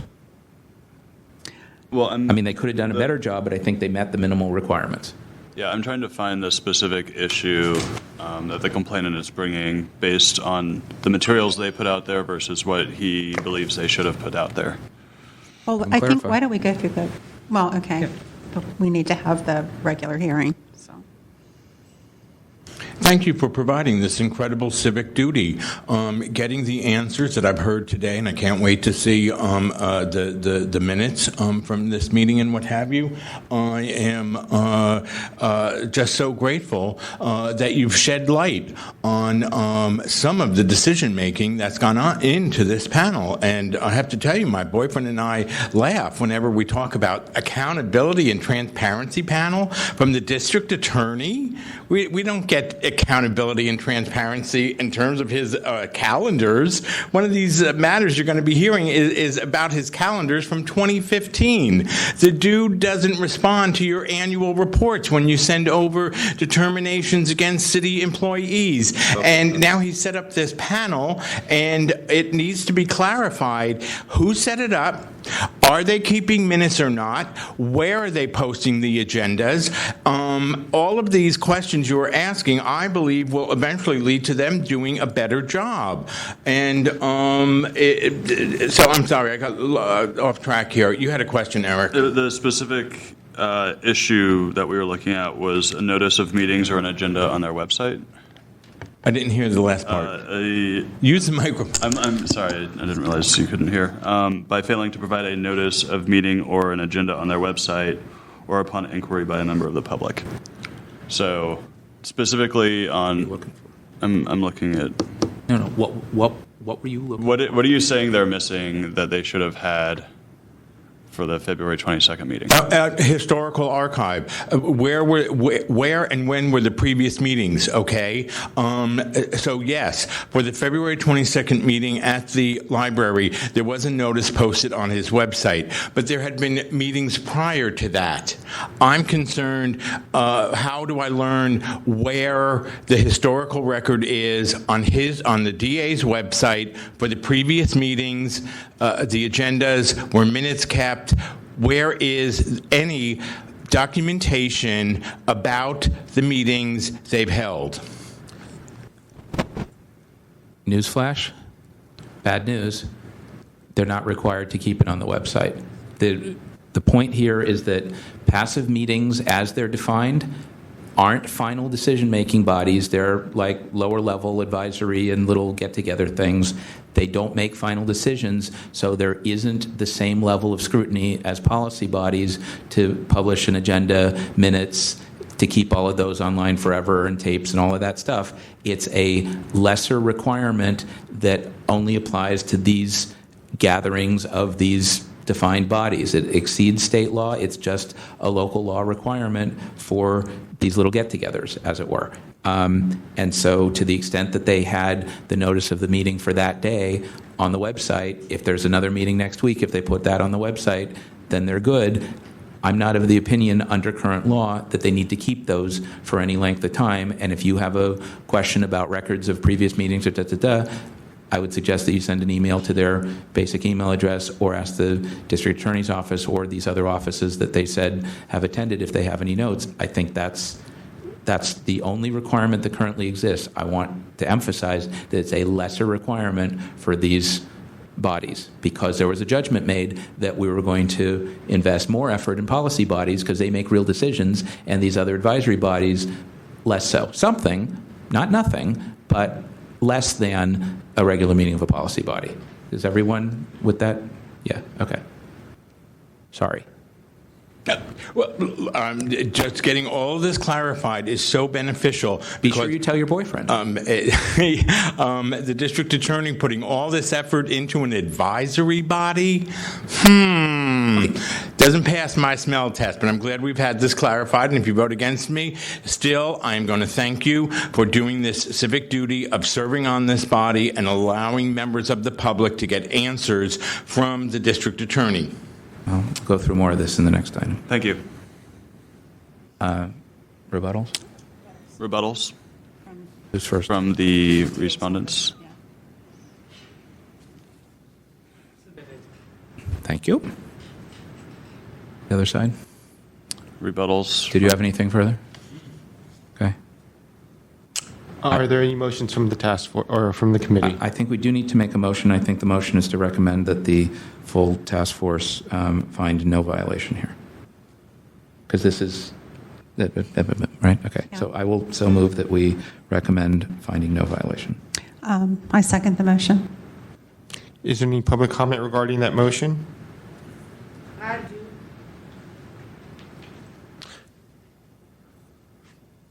Yeah, my name is Sylvia Johnson. In regarding that motion, I do, affiliate with more effort in schooling, that we have not gone to mark out the angel in the White House because of some certain high-end school that hasn't been even, tried for effort that, have been, as accommodated because of some abilities that hasn't been done with carring and, other written projects that has been done on Sunshine Task Force. That it's like, railroad examiner, in the face of, not even trying to, process on my abilities on a lot of these sketches, for, serving the United States of America.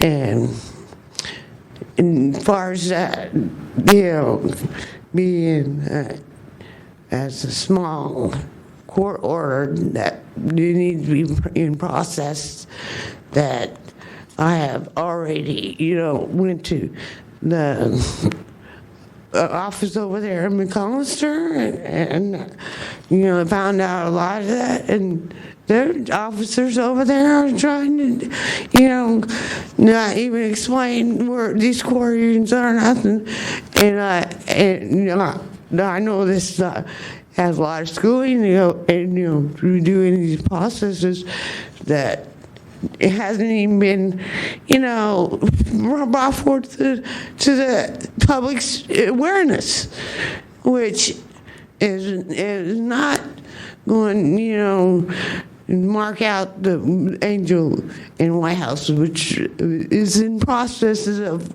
these period of sessions. And I'm going to do everything I can to make sure that I do get this written out and these ideas in, that we can, fix a lot of these highways and parkways that we need, more expression in the matter, which not turn down somebody that hasn't been going to as right precision because of a negligence with the police department. And Thank you, Ms. Johnson. thank you. On that motion, Member Pilpil. Aye. Pilpil, aye. Member Washburn. Aye. Washburn, aye. Chair Eldon. Aye. Eldon, aye. The motion passes. Next on the agenda is item number 5. And also probably for June. Sorry. I will put We'll out see a what we mix can do. available, but I am not going to. I do not want to commit It to may a be May or specific June meeting. is the point. This may be May or June at the full task force. That's all. I can't hear you. This may be for May or June at the full task force because it's going to take us a while to pull this together. It's just a recommendation. That's all. Oh, okay. Can I run You to will the receive notice bathroom? via mail. Okay, can I run to the bathroom? Yes. Good walk. We can go back to our first item on the agenda while we're waiting. Yeah, and then maybe we can take up item 7 because it was also related. Item number to 2, them. file number 15077, hearing on status order termination by Richard Denton against the Office of the City Attorney. I do not believe members from the complainant or the respondent are present at this time. We did receive an email from the City Attorney's office regarding this. Can I discuss this briefly? Yeah, it's not clear how we could proceed on this matter right now. Yeah. I mean, this has somehow gotten wrapped up into our ongoing apparent issue. We'll be back to item 7. Sorry, we went back to item went Just back- a question of clarification. Sorry. For item 5, what Yeah. was that exactly? We didn't take up item 5 yet. We took item 6 out of order, and we might take item 7 out of order next, and then come back to item 5. Okay. I just heard something that you had said to Mr. Petrillos. He's taking a bathroom break. A full board or something. Right. The recommendation on item 6 is going to the full task force, either for May or June. Got it. That's all. Thank you. Fair enough? Okay. So Apologize, I didn't hear. that's okay. We're here to help. Just hang out, and we'll be back. So I think this somehow got wrapped up into whatever concerns the city attorney has about attending our hearings, and they continue to take this hard line that if it's not a 21E records issue, that they're not going to show. And that's making it hard for us to talk to them. So I think, and it was nice of them to provide us, again, guidelines that some of us have previously seen about how they deal with the supervisor records function. We had wanted to discuss that with them and the timeliness of the response on this specific thing. This is another one where we have options. We're on item 2, not your stuff. Item 1, right? Item 2. The first substantive item. Oh, sorry, yeah. I mean, I think our options are either to continue this to the next meeting, continue it to the call of the chair, find compliance, send a letter to the city attorney's office. I mean, I think as part of the discussion we had at our last meeting, I was supposed to draft, and I'm still going to draft a letter to the city attorney. I can wrap this up into that as well, because I think it's part of that larger issue. I guess I'm just relatively satisfied that they have procedures in place and that there was an issue of communication or clarity, and normally they don't take more than 10 days, and when they do, they inform the petitioner. So I think their procedures are okay. It would have been nice to have a little check-in with Brad, who's serving that function right now. Chair Washburn will remember when Paula Jessen had that function, she brought the annual report, and when there was an issue about supervisor records, she attended. We had a little discussion. Right. We had, I think, a bit more of a relationship there. And I think, as I kind of suggested at our last full task force meeting, we're having some relationship problems. Maybe we need to see a counselor. So that's kind of where I am. I mean, I guess I could be okay with finding compliance and ending this particular matter, but I think we still have issues with the city attorney generally. And it's troubling that as sort of what ought to be our partner in a way in interpreting and making this law work, they find ways to not be here. And that makes it harder for us. Even if we disagree on occasion, which is fair. Right. I mean, they're unlike any other department. They will only come for a particular reason, and that seems very rigid of them. Yeah. Well, and that was one of the issues that we addressed in our last big letter. Which no, exactly. I don't know what else we can do. We're at loggerheads about this. And I don't want other departments to get the same idea. I mean, we don't always agree with the district attorney, but when we ask them to come, they come. And Mr. Bastian and friends, we appreciate that, So,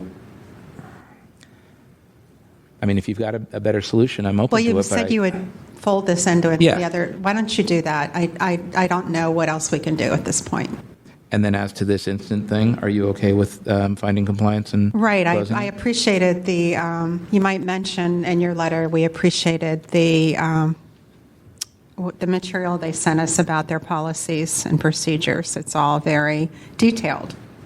I mean, this was basically something that Paula Jessen wrote before she left. No, At our request. No, Which was all to the good. No, I think it's all to the good. Yeah. So they probably think, this is how we do things. Let's get on. Yeah. I mean, I think it does. The implication is that we can't review how they go about interpreting the ordinance, but I think that is problematic because they interpret and give us feedback on how we interpret the ordinance, and to the extent that someone makes an allegation of a violation, even as to timeliness of their response, I think we do have jurisdiction there. And I don't think, just like we didn't take issue with Rec Park's policy determinations, I don't think we took issue with the city attorney's determination as supervisor of records on the petition. No, that's true. We took issue with timeliness. Oh, well, yeah, they were in violation of the ordinance. Right. And they didn't want to come to us and talk about the fact that they were in violation of the ordinance. Yeah. So, yeah. So how would you like to proceed?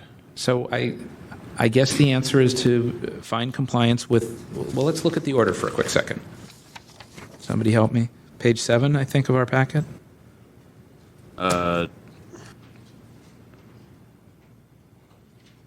We accepted the recommendation of the complaint committee, found a violation of 67.21D. Chair Washburn referred the matter to this committee, requested the office to send a representative to discuss the role of supervisor records, the timeliness of the response provided, and a copy of any written procedures. Well, we got no representative. We got some discussion in their response about the timeliness on this particular item, and we did get a copy of the written procedures. So 2 out of 3. So, I mean, I guess we can make a motion to find compliance with the order. I mean, it's not perfect, but it's substantial compliance. I don't know. If you got a better idea, Can we find a partial compliance? Yeah, but I think if we don't find full compliance, then I think we're stuck continuing this into purgatory, and I don't think that helps. Well, it's essentially conceding a loss on something that's a core part of our mission. So I'm like... Well, we found the violation. The violation is there unless someone wants to suggest that it's willful, and I'm not with that program. I don't see how we can compel them. It is willful, but... It's not... Well, there was some misunderstanding. I don't think they were... No, it's not about the timeliness. It's They're not appearing. They're not appearing, right. And they're going to say they're not required, and we're going to say, yes, but we'd like you to. I'm not sure. I mean, they're probably right on the we can't compel them. But when we request someone else to show up, we expect them to show up. So they're violating our request even though we don't have any teeth. It doesn't carry the force of law, but they're like downstairs. They might even be listening to this right now. It's like ridiculous. I guess I'm prepared to find compliance, include discussion of this in the letter, and close this file. I don't think Mr. Denton cares anymore. I think we've... Okay, make a motion to that. I mean, if we want to stand on ceremony, we can, but I don't think it's going to get us anywhere. What could get us anywhere? If we don't find compliance, continue this and try something else. Well, the amended ordinance actually addresses this. Right, but it hasn't been passed yet. Yeah, one thing at a time. So, I mean, there's no way to add an asterisk to saying, like, you guys did actually not comply in this one part. I guess you can say that in the letter. Why don't we strongly say it in the letter? This ought to go in the annual report. Maybe. It is. Yeah, okay. Okay. Can we say in the letter that it's going in the annual report to try to dial it They'll up? get the annual report. Just so they know it's coming and that's the result of partial compliance. Would a member like to make that motion? So move. I will second.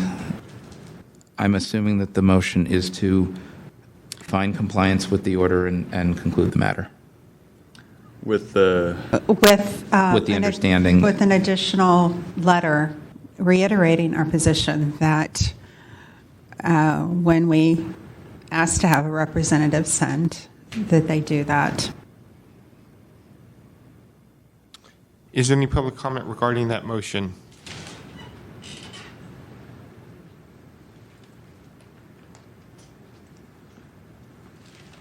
This is on a motion to find compliance. Yes. My name is Sally Johnson, and I don't have no motion for it to be, recognized. That's why I find a motion for, because I don't recognize it with some of the progress of illnesses that's been going on here in this state, San Francisco, that has been, like a pullover. I'm calling up information school department, and it's somebody has been messing around in that healthcare issue on a lot of these recognitions, and it's not, even being trying to build. Excuse me, is this can you please make sure this is in relation to item number 2 regarding Richard Denton's complaint against that's city attorney? That's why I'm putting the blameness on the attorneys. That was on session because, like I said before, on this other matter, which I had went over there to Hollister Street. This needs to be, the time right now is only to speak about the motion on the amendment. Louder? We got it. Thank you, Ms. Johnson. I'm saying that I went over there to Hollister Street, and I asked him about this hearing, and they was not being information. Like I had to go and do some booking in order to get the process, and I did that, and there wasn't, any session that, it didn't make no sense, a lot of these hearings I was supposed to be going to. But I have, already processed a lot of these. City attorneys are going to get a hold of me, and I'm like, the policies that they have over there, hiding information, which, is not fair. Not any fair for somebody who hadn't gone to school or anything to, get in hearing processes. And that's what I'm talking about, of the disregard that should be on the list. Thank you. On that motion, Member Pilpil. I'm sorry, one moment. This is on the motion to find compliance. Yes, thank you. Pilpil, aye. Member Washburn. Aye. Washburn, aye. Chair Eldon. Aye. Eldon, aye. The motion passes. All right, and I'll include that in the letter. Thank you. Could we perhaps take item 7 next?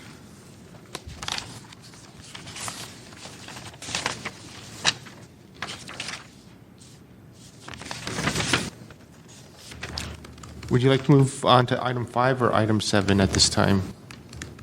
I would suggest item 7 because it was related to the last 2 about the panel. Let's do that. Let's proceed with item 7. Item number 7, file number 16029, complaint filed by Michael Petrellis against District Attorney George Gascon and the Office of District Attorney for allegedly violating Administrative Code Section 67.21 and 67.25 by failing to make documents available in any form requested, which is available to or easily generated by the department, and failure to respond to immediate disclosure request in a timely and or complete manner. Move to find jurisdiction. A second.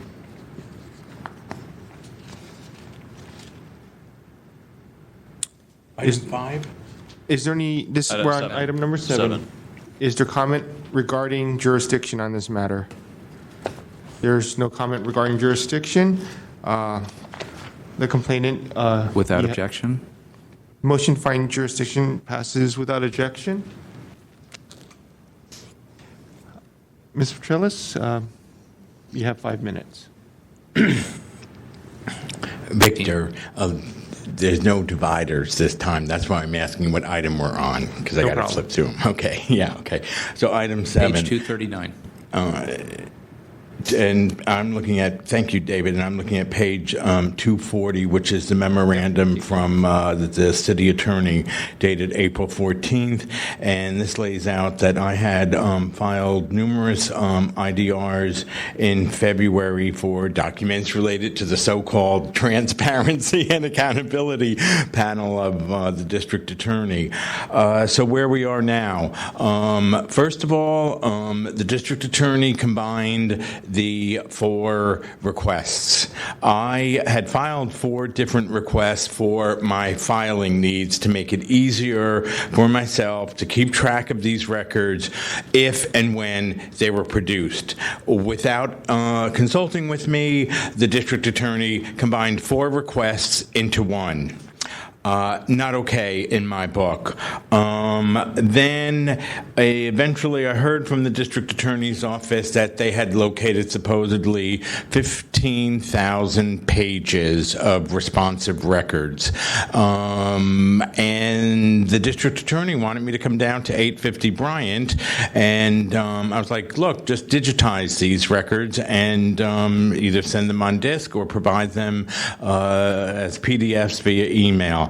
They didn't. Long story short, the district attorney delivered a huge box of papers to my chiropractor. I didn't want a district attorney showing up at my house for any reason, and I saw no reason to give him my home address either, though I'm sure he has it. So I was eventually provided with these records, and none of them were separated. It was just a huge box. I made a picture of it, put it on my blog, sent it around social media showing that, yes, records had been produced, but they were in no orderly fashion. I did not know which records were responsive to my February 18th request or the February 23rd request. They were all just thrown in there together, and I sat at the kitchen table for 2 nights going over these documents. I really think that it's another example of how the district attorney just thumbs his nose when it comes to sunshine and requests. So I'm asking you to look at whether the district attorney had the jurisdiction to combine 4 requests. Also, if it was proper procedure to not digitize the records. And I think that's enough. Thank you.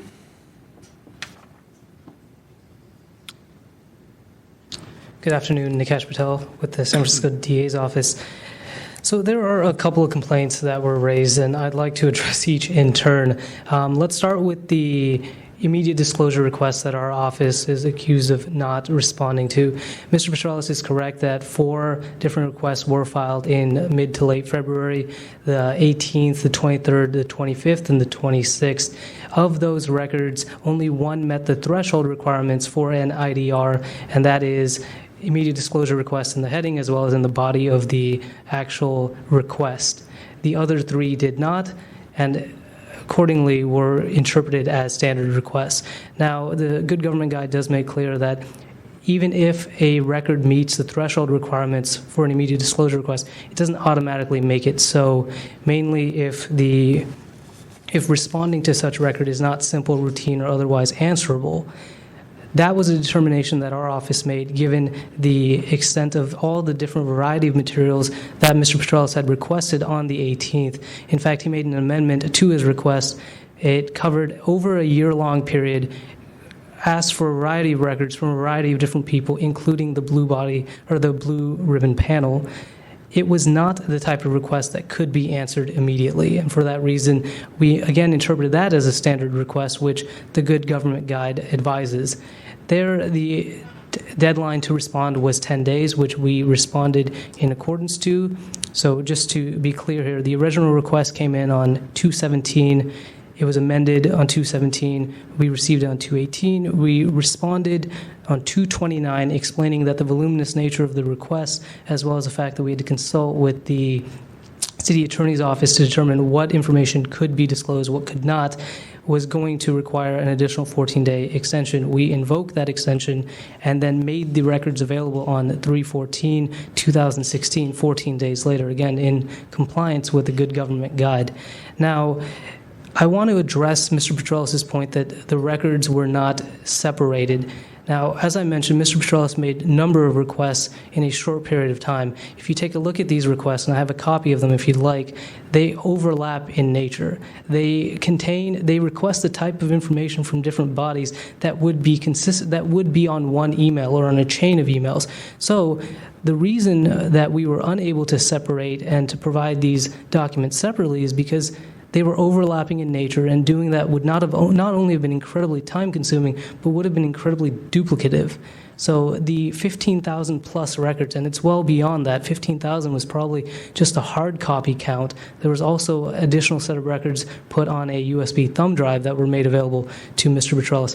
It would have been incredibly time-consuming to go ahead and separate each of those records out, given the overlapping nature of the request. And again, I would encourage you just to take a look at the request. I have copies if you'd like. Now, moving on to whether or not our office complied and provided those records as Mr. Petralis requested, I would also urge you to take a look at the 4 requests on the 18th or the 17th, the 23rd, the 25th, and 26th. Nowhere in those requests does Mr. Petralis specify the nature of the records that he requested. He doesn't specify the format that he wanted. That being said, in compliance with the Good Government Guide, we attempted to provide those records electronically. There were a couple of challenges that we faced. The first one being that to convert email threads from PDFs or from the email format to a PDF is something that our office tried, but the problem is that when you have multiple emails in a thread, they all have the same file name as well. So if you try and automatically generate those into PDFs, they're just going to say that the file names are consistent, so the files need to be replaced. The problem with that is it's very difficult to keep track of which emails are being provided, which emails are not being provided, because some will be deleted in that process. And again, if you have any questions, I'm more than happy to elaborate on that process. That was the first issue. The second issue is when we realized that it was going to be hard to provide all these records electronically, we printed them out and then tried to scan them. But when you're dealing with 15,000 plus records, you have to sort those out into different piles. Once you do that, then you have to scan them. Scanning what ended up happening is we separated these into different categories and then tried to scan them in. But the order that we scan them in is not the order that we receive them on our own email accounts. So it's very difficult to keep track of which records had actually been or had been scanned and emailed to us and which had not. So as a result, we went to our final resort, which is to provide the copies that we had in hard format and then the ones that were electronically available to produce those on a USB drive. Now, I will try and be concise because I know my time has run up, but after that process, we contacted Mr. Petralis in a timely manner on 3/14/2016, which was 14 days after the extension for the request on the 18th, but also well before the extension that we had invoked for the additional requests from the 23rd, 25th, and 26th. We produced all that information. We explained to him that it was in a box. We then heard from Mr. Petralis a couple days later, and it was a very insulting email in which he ridiculed Alex Bastion as Al Bastion, the publicist in the office. Neither of those is true. His name is Alex, and he is the director of communications. We went through a painstaking effort to provide the records that Mr. Petralis had asked for. We produced them. He did not come and collect them. And then I personally went down to the address that he had specified, hand-delivered them. Now, I would just like to note that when Mr. Petralis provided us information about where to deliver these records, he did not specify that the business kept unconventional hours. When I appeared, there was no one there. I went on Yelp, called. Okay. I just want to belabor the point that we made very strong efforts to get him the records. Thank you for sharing all of those details. Sure. Mr. Petralis. No. Anyone in support? I had 2 minutes left over. I'd like to use 30 seconds. Let's give us a Facts second. and evidence in support of him. Facts, does any member of the public have facts? Or is there anyone having? Is there anyone who has facts or evidence in support of District the Attorney. district attorney?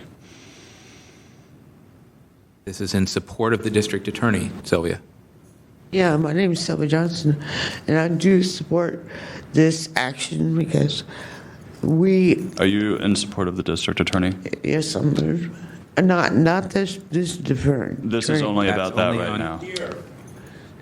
Yeah, Okay. that's what I'm supporting. Please only speak about what you have to say in support of the district attorney. That's all this is about, nothing else. Yeah, that's all. Okay, thank you.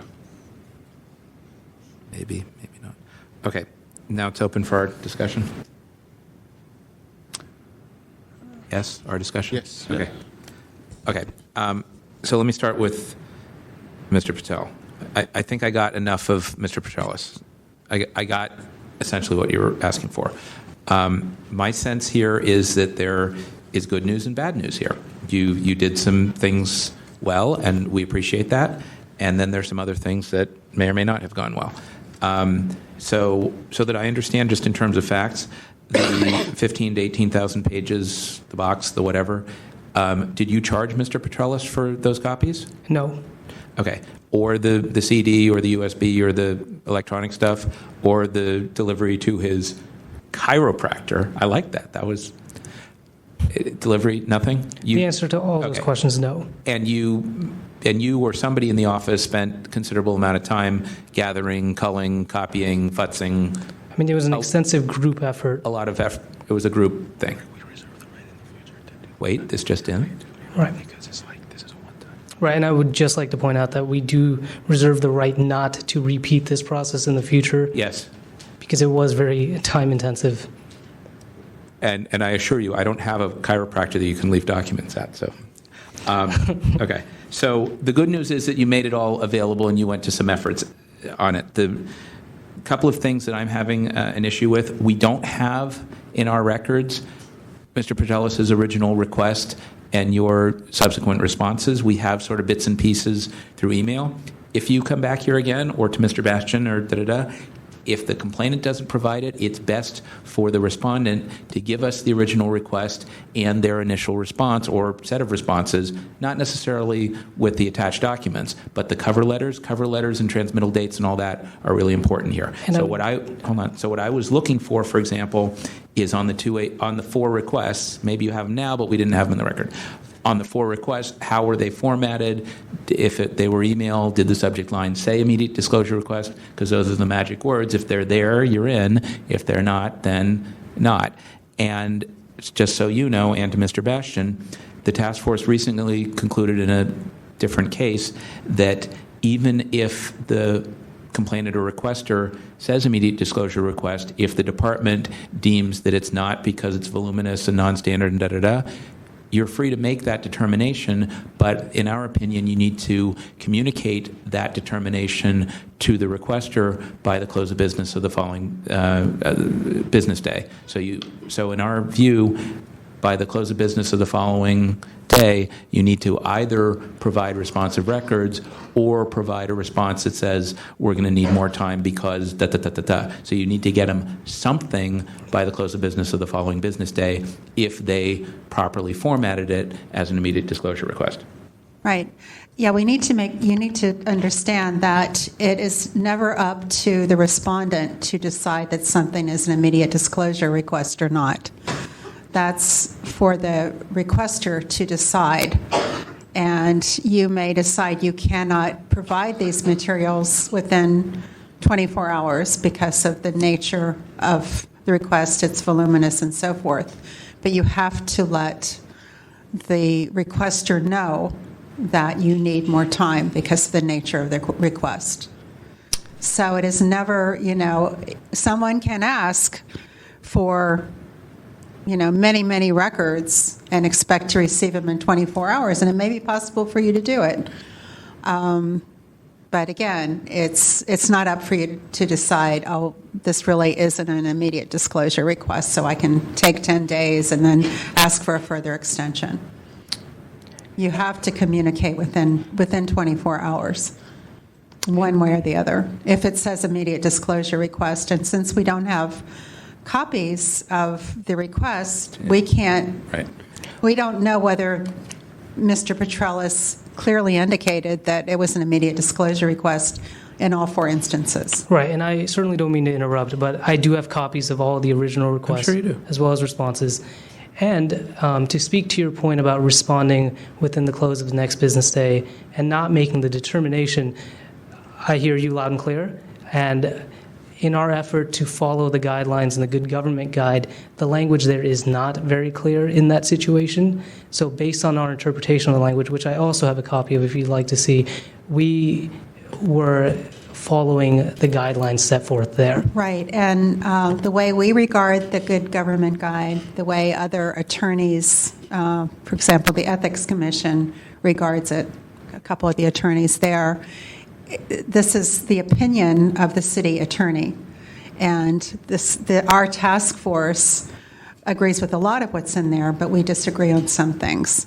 So it has been our interpretation, and we have orders of determination backing this up, that it is incumbent upon the respondent to reply in some fashion within 24 hours if the requester clearly indicates that this is an immediate disclosure request.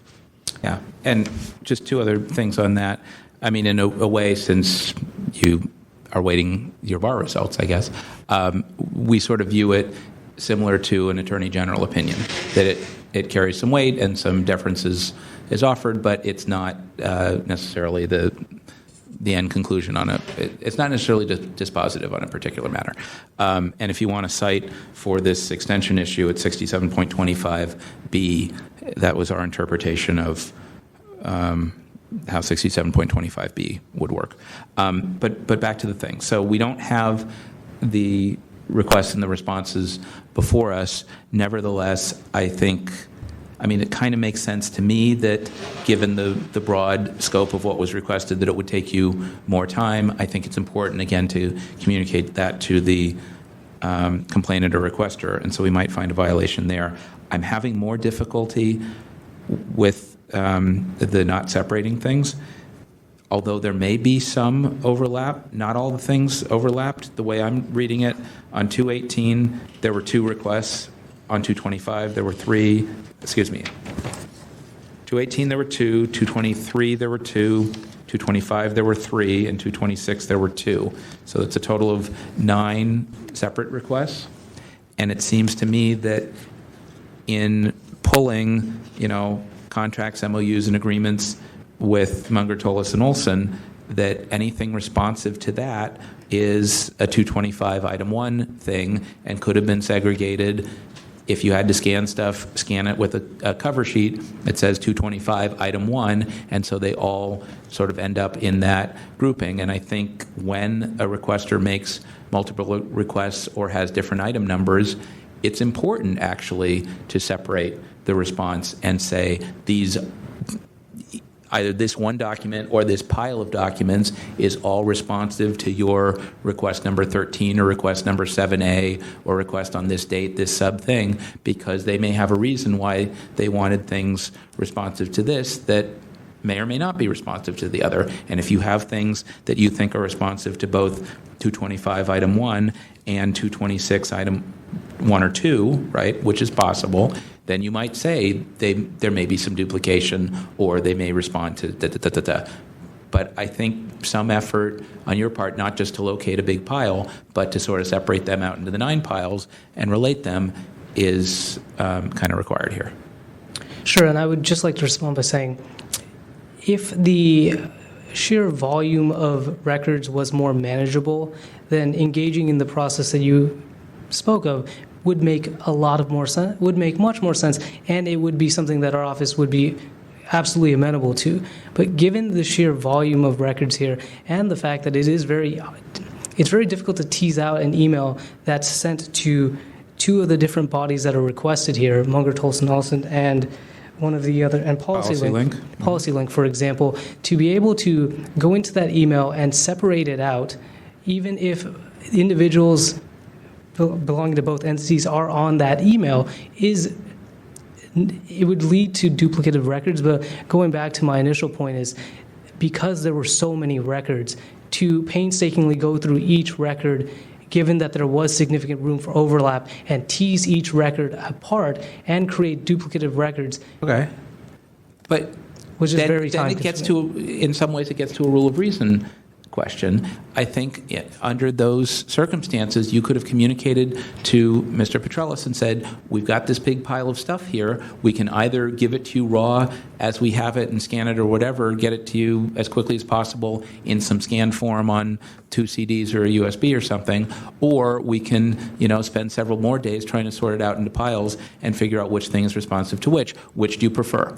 And then if he says, I don't care, just give me the whole mess and I'll sort it out on my kitchen table, then you do that. And if he says, no, I'm okay with waiting another couple of days, please figure out which thing is responsive to which thing, then you're off the hook in terms of time because he said, that's cool, and then you just sort it out into which basket.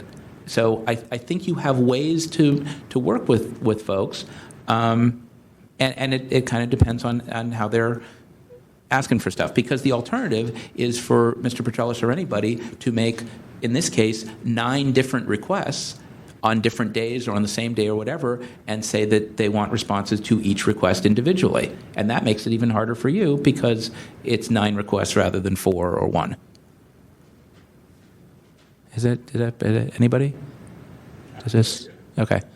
Well, I certainly hear you, and I think what's important to emphasize here is that our office was very much trying to be as transparent as possible. But note that we don't have a department within the office that is designated just to the task of responding to public records requests. This is the type of endeavor that calls on different members within the office to take time away from other duties and response. Not to say that we're shirking it, but more as a way of providing some context here that the effort of responding to Mr. Petrellis in a timely manner was of utmost importance to us. We had the records available, and we wanted to make those available to him. And to be clear, I'm not saying that you failed to respond or that you're shirking or any of that stuff, and I'm not even addressing Mr. Petrellis's political differences with your boss. That's not the issue here. It's sort of at the end of it, how you package it and how you communicate with a requester, even a requester who calls your colleague an idiot. Sure. So, more specifically, we find violations when people respond outside of the process that is generally agreed upon between the task force and what we understand, our interpretation of it. And when you guys choose to follow a different process, that's when we consider a violation. So that's what we're looking at here, I think, right? Is like, if you choose to do a different process on your own that's different than what we believe is a correct process, we're going to see it's a violation for whatever the task force weight is worth. That's unless the complainant doesn't care. If the complainant, if someone complains and calls it to our attention, if we find a violation, I don't think anyone's going to hang for this. It's simply like, this is like, there's a process we believe is the right process, our interpretation, and that's how we look at these kind of issues. And when any department in the city goes outside and chooses a different path, then that's going to be an issue for us. And this is not personal, so, That's right. Did Mr. Bastian have anything to add, since this is sort of his continuing bailiwick? No? Anybody? No? Okay. So, Member Washburn, am I way off here? The way I'm looking at this is the timeliness issue. There was also an issue about whether about the form that the requester wanted the information in, and 67.21L addresses that and states that the requester can ask for information on all kinds of various media and various formats. that's available, that's possible, or that's easily generated by the department. So you've explained about how it was difficult to generate some of the information in the format he wanted. And again, it's important to communicate with the requester and, Can I you know, follow all up? along the way. Yeah. Can I follow up on just that one point? Can one of you make clear, did Mr. Petrellis, did you actually request the documents for all of these to be provided in a particular format? Right, and that's what I would like to make clear is, Okay. and I can provide the copies of the original request because it confirms what I'm saying. In the original request, on the 17th, the 23rd, the 25th, and 26th, there was no specific mention of the desired format of the files. That information only became available to us after we responded in a timely manner, and Mr. Petrellis sent an email back saying all sorts of things, one of which was that the records were not provided as you requested in a PDF format. So I think we need to see copies of the requests. Which we should have had before. Yeah, we should have. But I think, as you're looking for those, I think the point is, if you had come up with a 4-page, you keep looking, just listen to me blather. Well, here they are. All right. If you'd come up with a 4-page responsive document to whatever request, right? Then I can see you saying, we found the document, here it is, you mail it to the person, you email it to them, whatever, right? If your diligent search for records yields 15 to 20,000 pages of stuff, I think it is fair to communicate to the requester and say, we've got a mountain of stuff here. How do you prefer to get it? Do you want it in hard copy, in which case we can charge you, $1,000 for it? Or do you want it on a CD to the extent that it's already scanned? Do you want us to try to scan the rest of it? Do you want it in chunks? Do you want it, once a week on Fridays until we're done? You have some options about how to comply because it's more than just a 4-page thing. And I think it becomes difficult when you make assumptions about what the requester may want in the absence of the requester saying, here's what I'd like. I mean, if the requester says, please do 17 different things to it, and you can't or you choose not to, that's a different issue. But you didn't even allow him to say what he prefers. Well, just to speak to that, the original request did not have the format that he requested it in. That was the first part. Even then, we tried to make those records available electronically. And for the reasons I mentioned, it was not possible. Then we communicated that and notified Mr. Petrellis that one of the reasons we were not transmitting the records electronically was because that process was prone to error. We felt that certain records were not. When did that happen? The very next day. After. Give me a hint here. Give me a date, for example. I'm looking at a response that we provided to Mr. Petrellis, and this is on March 16th, in response to his response to our response. So just to spell that out, on the 14th, we responded explaining we have a box full of materials for you to pick up. In response to that, Mr. Petrellis responded on the 15th, and I have a copy of that if you'd like to see it. And then on the very next day, March 16th, we explained to him our position and explained to him that we would be willing to, I believe, drop the records off as well. We were in communication with Mr. Petrellis immediately after we responded on the 14th. He responded on the 15th. We responded on the 16th. So I think it goes back to the 14th being, 20-something days after the initial request of February 18th, and again, sort of on the 14th, or as you were getting closer to the 14th, acknowledging that you had accumulated thousands of pages, and at that point, offering options or asking for how he wanted it. I wouldn't wait until the last day and say, we found a bunch of stuff, here's what we decided to do with it, there's a box waiting for you to come pick it up at Bryant Street.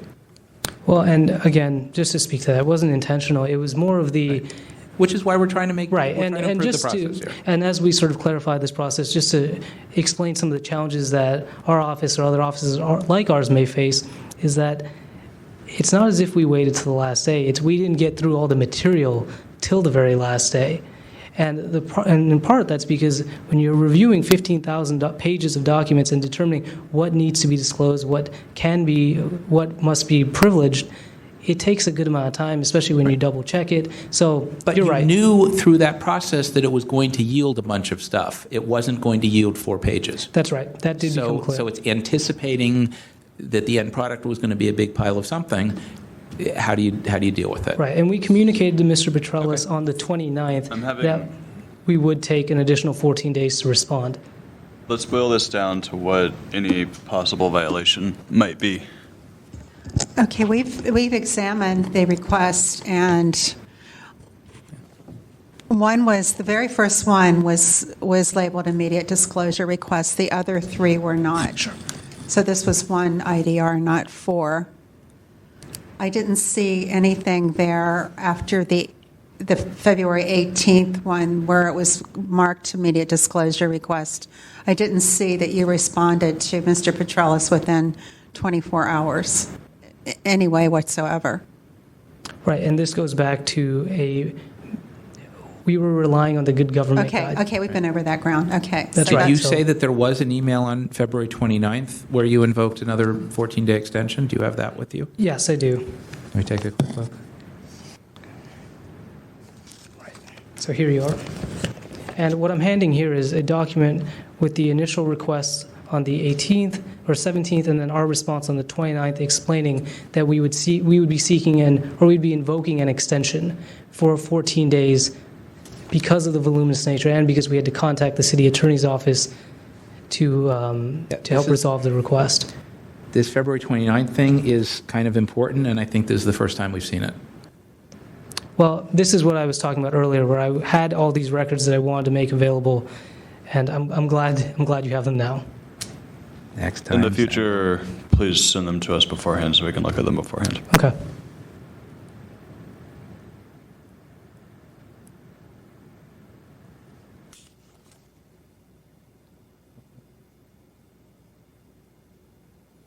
Yeah, and just so you know, it's not that you're asking for an additional 14 days. It's if you decide then you invoke it.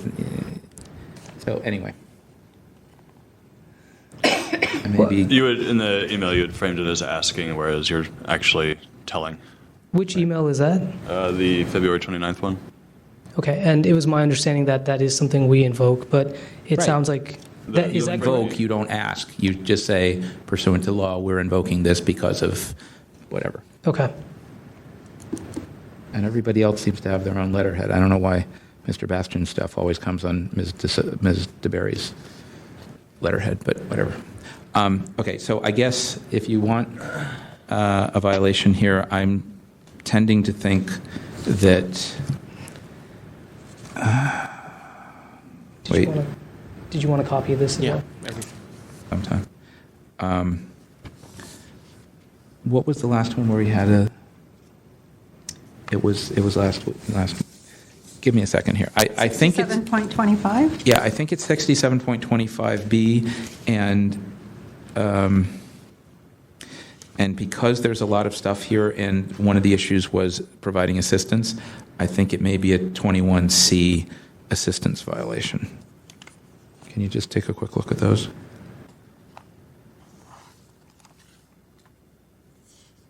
I'm not seeing 21C.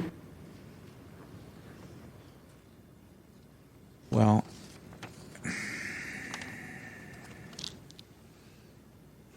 Or maybe it's us, I see what you mean. because there was a lot of stuff. So With regarding the form, the yeah, format. the existence, Okay. form, No. nature, and quantity, and Yeah, okay. even if it wasn't framed as such, because there was such a lot of stuff here, could have said, we've got thousands of pages, they exist. What How do you want to receive them? Right. Right, I mean, okay. this is the kind of thing that warrants some communicado. I mean, is that explicit enough? Is that explicit enough where that would apply here? Arguably.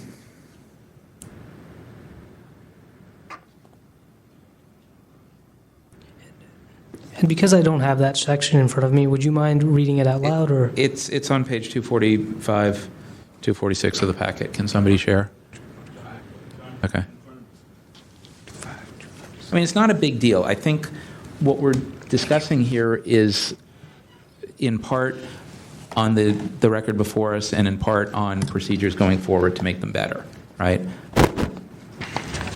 I mean, as I said earlier, I think you did a good job. We're trying to allow you to do a better job. And I don't think there was anything willful here. I think that there were just things could have been a little better. That's all. And so how do we boil that down into taking an action? Well, we have to continue with the hearing. We have to get rebuttals and. Yeah, why don't we do that while I figure it out? All right. Good idea. Would the respondent like to provide a rebuttal at this time? You're allowed 3 minutes if you'd like any additional comments you'd like to make. no, that's fine. Mr. Petralis, would you like to provide a rebuttal?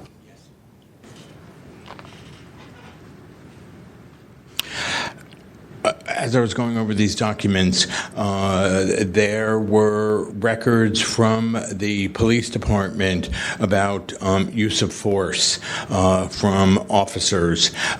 These pages included the names and badge numbers of officers who had engaged in use of force. They were amazing. Their logs, their use of force logs that are filed the 1st and 15th of every month, and it gives the names, the badge numbers, a lot of information about what kind of use of force was employed by these officers. Some of those pages were mixed in with documents from Policy Link, a nonprofit based in Oakland that's handling the administrative duties. So while some of the documents I requested were that there was overlap, because yes, they're all related to the accountability panel. I can't say that there was overlap with documents from the Policy Link nonprofit that were mixed in with the documents from the police department about use of force. Okay, then there were some documents from that fellow's law firm. I'm going to say it's Munger Tolles. Some of those documents were also mixed in with police department documents that had been provided to the district attorney. So I can't really accept that the overlap issues prevented them from segregating each of my requests and getting me the documents that way. Also, I think that the district attorney does have enough staff and resources to handle doing scans of these records. Thank you. Thank you. All right. Well, I mean, I think the language that was used here was broad, and so, all agreements, contracts, MOUs, or any correspondence between you and anyone in your office and anyone associated with or employed by the nonprofit Policy Link group, that's a pretty broad ask. In terms of potential violations, and again, I don't think this is necessarily such a big deal because I think we had a good discussion here. I'm thinking 21C for not properly assisting. I could get with a 21L, but I'm not sure that I get there because I don't think that there was a request for the documents in electronic form, and I think on the not providing the notice on the one request, it's 67.25A and B. Mm-hmm. So is that a motion? Sure. I second the motion. Is there any comment regarding that motion? She spoke. Sure. Okay. Ms. Johnson, you already spoke on behalf. There's no public comment. On that motion, Member Pilpil. Aye. Pilpil, aye. Member Washburn. Aye. Washburn, aye. Chair Eldon. Aye. Eldon, aye. And this was a motion to refer this matter to the full task force with the recommendation to fine violation of 67.21C and 67.25A and B. And we'll motion have to write this up. This isn't going to be happening for May. This is June. The motion passes without objection. Notice will be sent to both parties, informing them of the date this will appear before the full task force. You are invited but not required to attend that meeting.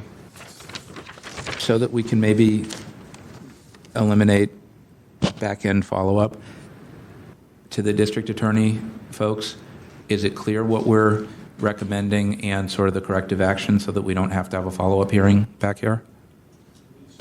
Okay. Thank you for your cooperation.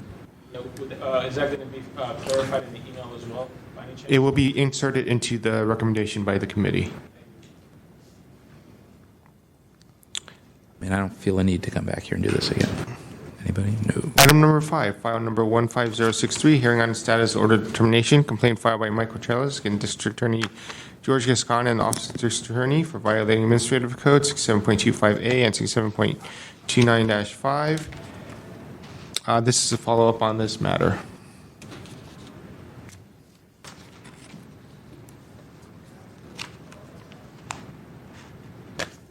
Just really quickly, did everyone get a copy of the calendars?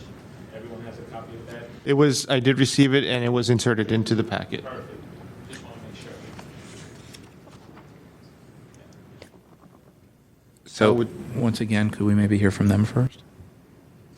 Sure. I mean, let them talk about their calendar and whatever they did, and then we'll... Do you mind letting the respondents go first? Thanks, guys.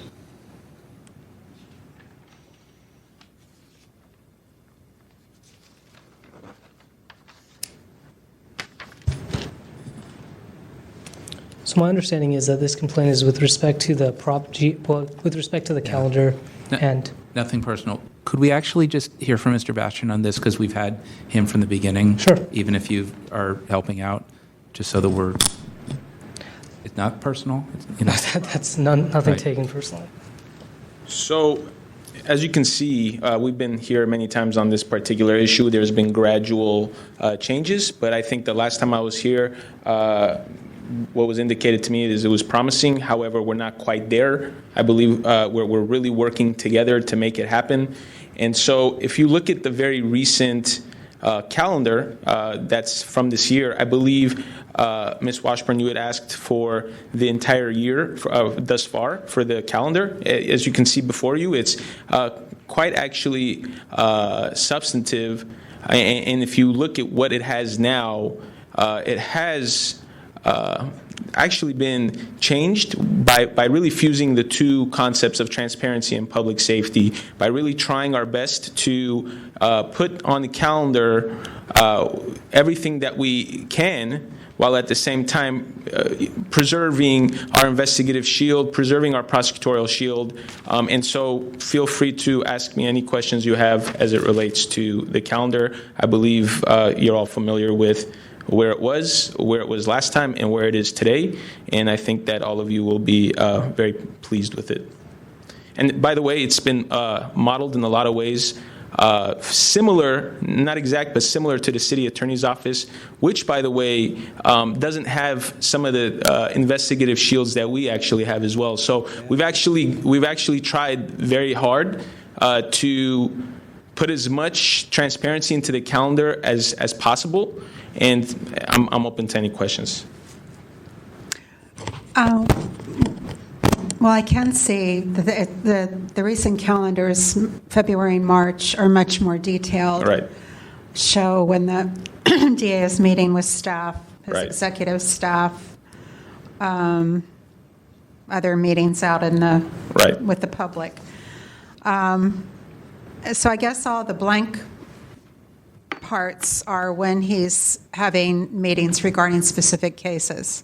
So as you know, the calendar is going to have anything that's public in nature, and all of that is on the calendar. I can't speak to what each individual blank space is, but it varies, right? Some of the blank spaces may be because of lunch. Some of the blank spaces may be because he's out with family members, or some of the blank spaces may be something along the lines of what you said. But I can't speak to any individual blank, but correct, that's one of the possibilities for why there would be a blank in the calendar. Right. So I'm looking at, for example, March 28th, it's a Monday, and he was interviewed at 10 o'clock on KGO radio, and then had a staff meeting at 11:30, which might have gone over lunch, I don't know. Sure.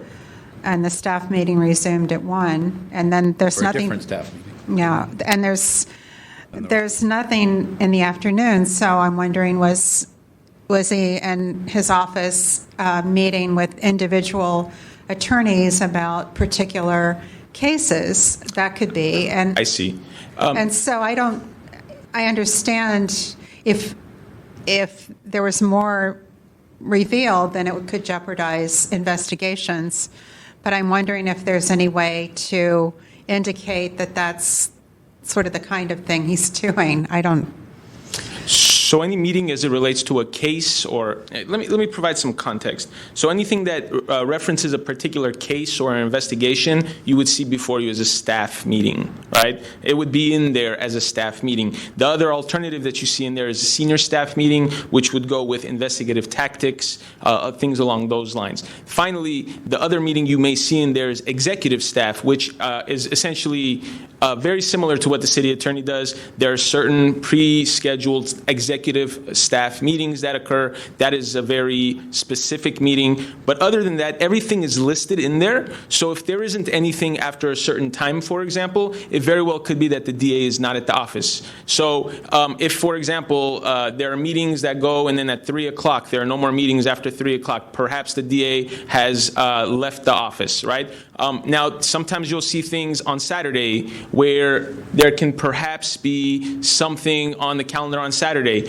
That happens from time to time. That will be on the calendar. Now, what happens in the remainder of the Saturday? Very well, yeah. No, I'm just throwing that out there. Like whatever's public is on there. This, let me just say, has been, I think, a worthwhile endeavor, very painstaking, because of our investigative and prosecutorial function. But I think that last time I was here, you had indicated that I think you made a comparison to the mayor's calendar, some other entities' calendars.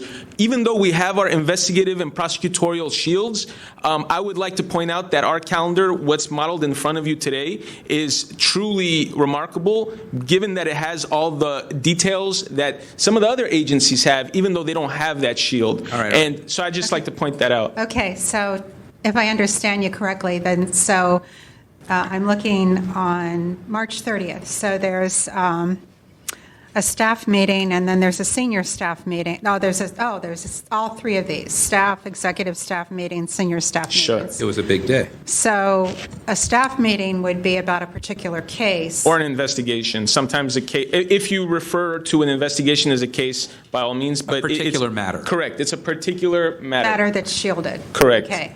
An executive staff meeting might be more dealing with administrative things that are not particular to us. So three different things: staff meeting, senior staff meeting, and executive staff. Staff meeting would be a particular matter. Okay. Senior staff meeting would be an investigative tactic or a strategic type meeting. Finally, is that a standing thing, or is that a specific thing set up? I don't think it would necessarily be standing. It would be some things that come up from time to time. And will the attendance there vary? It could, yes. Okay. What is, I think, standing is the executive staff, right? And that's who's in that? That would be a very small group of people, and it would be the chief of staff, it would be the CFO, and it would be the chief of the criminal division, and that's the executive staff. And it's even you don't qualify? I am very. You'd be surprised, Mr. Coppell. I'm very low on the totem pole, contrary to what you may believe. Okay, so the executive staff meeting is a regularly occurring meeting where that's an overview of everything that's happening in the DA's office. There would be a variety of things. It's preconceived set schedule. A variety of things can occur there. I'm not privy to it, so I can't tell you what exactly may come up hypothetically. But it's if you look at the city attorney's calendar, it's pretty much exactly in there as well, where he has an executive staff meeting and he labels it executive staff. Okay, yeah, now I understand, okay. Yeah. So the blank spaces are, he's not doing the city's business. That's correct. Well, or he's doing stuff in the office that's not a meeting with somebody else. Sitting there reading his email and reading cases and whatever. Correct. Yeah, writing memos to exactly. people. Or he could be walking up and down, he could be going and, talking to someone at the office as it relates to something completely in happenstance, or he could be looking at emails, or he could be sitting reading a new treatise or something came out, he could be doing research on something like. I mean, let's be clear. The ordinance does not require a minute-by-minute recount of everything that's happening, but a, sort of major recap of meetings with other people about specific things. Right. Okay. Can I, hold on. Okay, so, if I may? Please. We've got a couple other things to do. Sure. I'm getting tired. Again, no offense. I'm tired of talking about your calendar. I'm tired of talking about this calendar as well. So I think we have consensus. I think you've made improvements. I think they're good. I don't think it's perfect. I don't think it'll ever be perfect. Yeah. So you can always, there's some typos, there's some spelling things, drive me nuts, whatever. But you're working on it, and I recognize that. We had also asked, and the one thing that I don't see here is some memorializing of the practices that says, here are the major events that we will list, here are the things that we won't, here's why. We got the advice from the city attorney, which either is attached or isn't, but here is a memorializing of what we've agreed to do. And that's actually evidenced in the attached calendars, which you've now read to death. Can we ever get such a thing? So I'm not looking for 10 pages a thing, a page or two, something that says, I just want to thank you all for blah, blah, blah, blah, blah, and to memorialize, here's what we agreed to do, you've seen it, blah, blah, blah, thank you very much, we love you, goodbye. So I sent an email last time around memorializing. You're saying a new one as it relates to the new calendar. It only sort of did that. It didn't really... You're referring to this current calendar. You want something memorialized regarding this current calendar? I'll see what I can do. Something that you might say, something that you might have around to pass on to the next district attorney. This is how you keep the calendar. You guys don't intend to be there forever, right? Yeah. I probably will be there forever. No, that's a long time. 25 to life, as they say. Yeah. I saw those meetings with the Sentencing Commission. Seriously, just a couple of pages, what you're doing, Bullet points. Yeah. I'll see what I can do. Specific, yeah. I'll see what I can do. I mean, tell us that you're going to, so that we can take action to close this today with the understanding that you're going to provide that final thing to us with a copy to Mr. Petrellis, and we can be done with the calendar thing for the moment? Okay, so basically a one-pager memorializing what changes have occurred and what it entails. And going forward, what things you're going to list and what things you're going to redact or not list, maybe a little bit about why, but, not so much on all that investigatory stuff, just when you have a real meeting with a real person, you're going to list it with the location, with who's there, and you're, as an example, and we've already provided you examples, right? Just explain what you're doing, right? Fair enough. Have it not just be you, but be sure that, what's her name, Ms. Burke? Yeah. Right? Yeah. And anybody else, is she the one that's actually doing the calendar? Yeah. Okay. Yeah. That she's in on it, that you're in on it. If you want help from Mr. Patel, who seems to want to help you on this, He's why, awesome. I'm not sure. But Mr. Patel is awesome. He's a go-getter, graduate, right. awesome guy. And be sure that your boss has signed off on that, and Ms. DeBerry. I want to be sure that all of you guys are signed off, that that's your practice going forward, because that's what we've been asking for. Excuse me, Member Pilpil. In terms of what the complainant has brought, what's this? Is any of that memorialization? Is that something he complained about? Or I'd like to understand, like... When Mr. Petrellis first brought this calendar issue with the DA to our attention, their calendars from a year ago were pretty blank. Okay, right? but specifically, they've been making changes. He keeps saying it's not good enough. Well, we can hear from him. Let's hear from Mr. Petrellis. Let's hear from Mr. Petrellis. This is at least the fourth time this matter of memorializing has come up. And I'm going to say it, Alex, you're an idiot. He keeps saying this stuff. Oh, I'll look into it. I'll look into it. We are dealing with a public official who's been in office either as the district attorney or the head of the police department for 8 years, and he can't get his calendar act together. This is the fourth meeting. I'm repeating myself. The fourth meeting where you have asked Alex to produce simple memorializing. And he's like, oh, do you want one page? Do you want it in bullet points? Send smoke signals, Alex. Figure out a freaking way to do it already. Stop wasting everyone's time.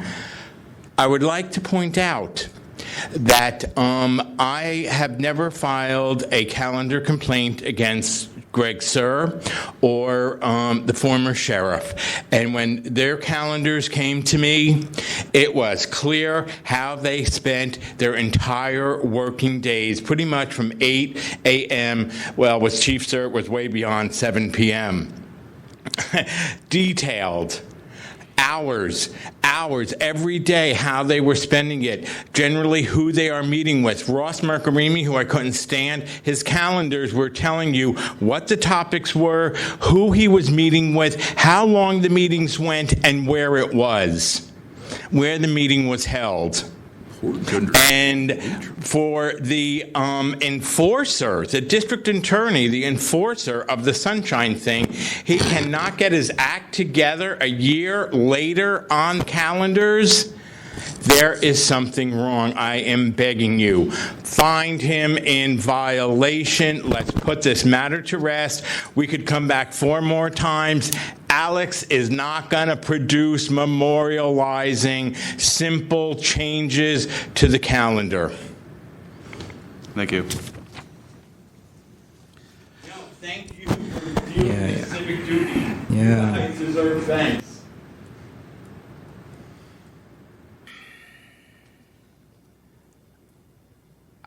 Violations on this matter have already been found in the past. We're already with that. I don't think there's any more violation here. Alex, can we? What's a fair amount of time? A week? 10 days? 2 weeks? 2 weeks? 2 weeks is fine. Okay. So,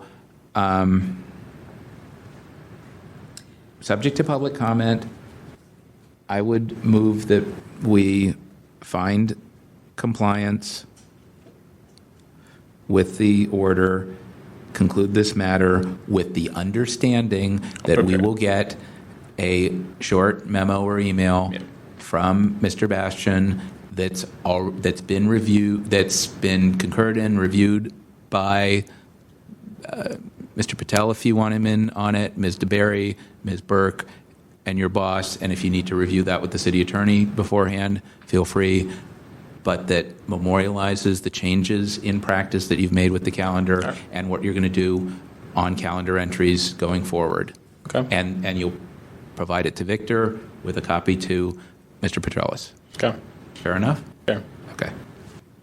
Is there a second? I second it. I also would say that if we haven't received this within 2 weeks, we could possibly reopen this and bring everybody back. So please. I'll get it done. I'm sick to death of this. I'll get it done. Okay. Yeah, I don't like the idea of going 80% of the way over 4 or 5 months and then saying, okay, that's good enough. I mean, we have our rules. We have the way we try to do things. You guys want to do them differently. We're getting to a better place. Let's get 100% of the way there and be done. I agree with Member Washburn that, if it doesn't happen, if we're not 100% on the same page 2 weeks from now, to me is violation. And I'm mostly, I would be leaning towards finding a violation here. I don't think I have the votes, and I don't want to have to come back on this issue again. No one else does either, so hopefully within 2 weeks we can be done with this. So can I just clarify one thing? If I provide you memorize all the changes, what is your concern with finding a violation if I It do would that? mostly be if you didn't do that within Oh, the next okay. 2 weeks. Completely understood then. Yeah. All right. You need to talk offline about it, we could talk offline, but let's just get something written up. I got it. So that, you know. I got it. I got it. And let's say, Victor, let's check in 2 weeks from now and see where we are. And if there's any issue, I'm like, if necessary, we can drag ourselves back into the same question again. Sure. I'll have it for you in 2 weeks. I'll have it to you. No problem. Thank you. Nikesh is all over it. He's got it half written already. Is there any public comment regarding this motion?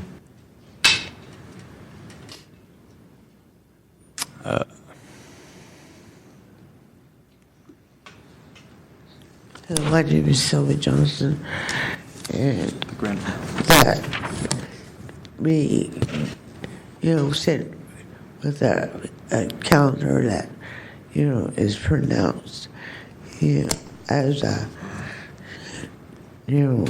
term on Saturday and Sundays. It could be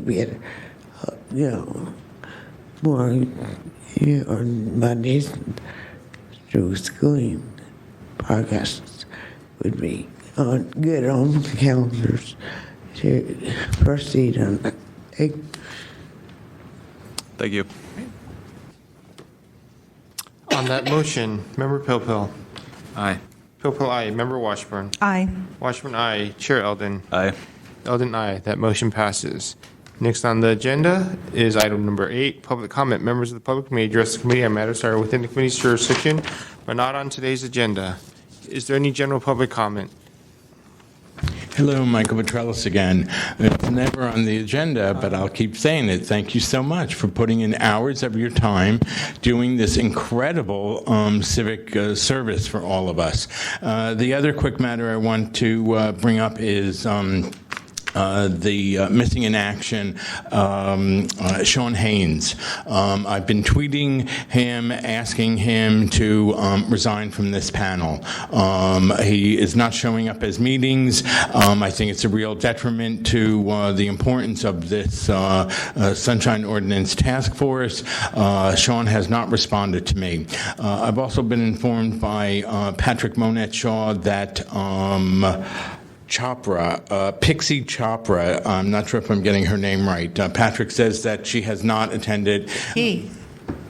It's a man. He has not attended meetings. I think that this matter is coming up before the Rules Committee of the of the Board of Supervisors, and I think that we are all harmed when members of the panel don't show up. If you can't make the commitment to the hours that are needed for this panel, then it needs to be explained to the supervisors to query potential members if they are going to have the time to put in to this, because I was also not happy that Louise Fisher at the last full meeting, after 2 hours, she split because her group was co-hosting a debate between Scott Wiener and Jane Kim.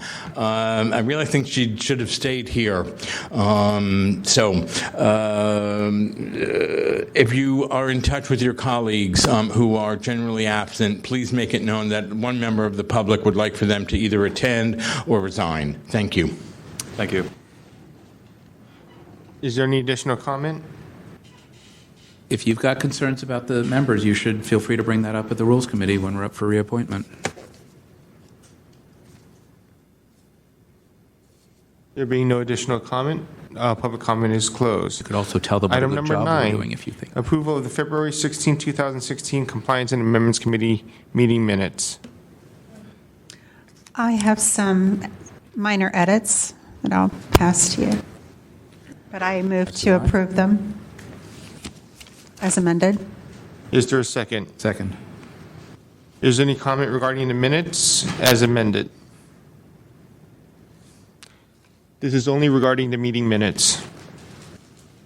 I think that if we had, two or more minutes on the schedule, maybe they can understand, because right now, I think the reason why it's been hard to understand is I have infections in my mouth. And This is regarding the official minutes that were recorded from the last meeting, and we're simply approving those. Please focus your comments on that. That's what I'm saying. If I had, a couple more minutes to, express, because it's really hard because of infection in my mouth, which I'm asking about. Do you need this stuff back?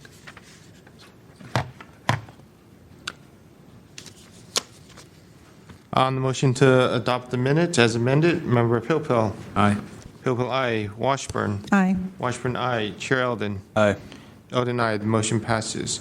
Item number 10, announcements, comments, questions. Sorry, just one other thing related to the minutes. I was thinking about this when I was looking at them. One of the practices we used to have at the full task force was to bring draft minutes from the committees and list both committees as committee reports, so that the chair would have an opportunity to say, here's what we spent 2 hours doing, and you see the draft minutes. Yeah, da-da-da. we haven't been doing that. We could think about, we don't need to change it for the next meeting, but we could think about that as a change in practice. Isn't that folded into whether or not The I just make it from here? The recommendations are, but sort of the things about, and I don't want to dwell at length about the things that we just dwelled at length about, but just so that people have a chance to see those draft minutes sooner than when they would appear here, which is like 2 months later. It's just an idea, something to think about. You can tell, And it's not you like can our- tell the next chair. And it's not like our packets are Won't be me. big enough. Yeah. I'm already missing you. Regarding item number 10, we have one pending item before this committee. This is regarding Grossman versus Department of Building Inspection. I intend to schedule this at the next meeting of this task force. The matter with this is that there was a request for documents regarding a program that had not yet been created. Oh, right, and we said that we would reconsider the matter when it was created. However, there was no timeline on that. The timeline was many months to years before completion. And I believe that it would be prudent for us to get an update and close the matter if needed. Right. Or take whatever other action, but at least hear about it again. Yes, it's not a good idea to have items pending this long. Yeah, agree. Right. Yeah, this was about over a year ago, I think. It's Yes, the at least. 2014 Yeah. issue. Yeah. Is Bill Strawn still our guy over at DBI on this? I have no idea. Okay. It's been so long. Why don't we send a message to William or Bill Strawn and Tom Huey, who's the director of DBI, and I will be following up on it. Okay, and schedule it trying for to next schedule it for the next meeting. That's good. If there are any additional announcements or comments, Public comment? would the chair like to adjourn the meeting? The meeting is adjourned. Public comment? Public comment? No? No. All right. Not on adjournment. No. No, on item 10. Then we're fine. Meeting is adjourned.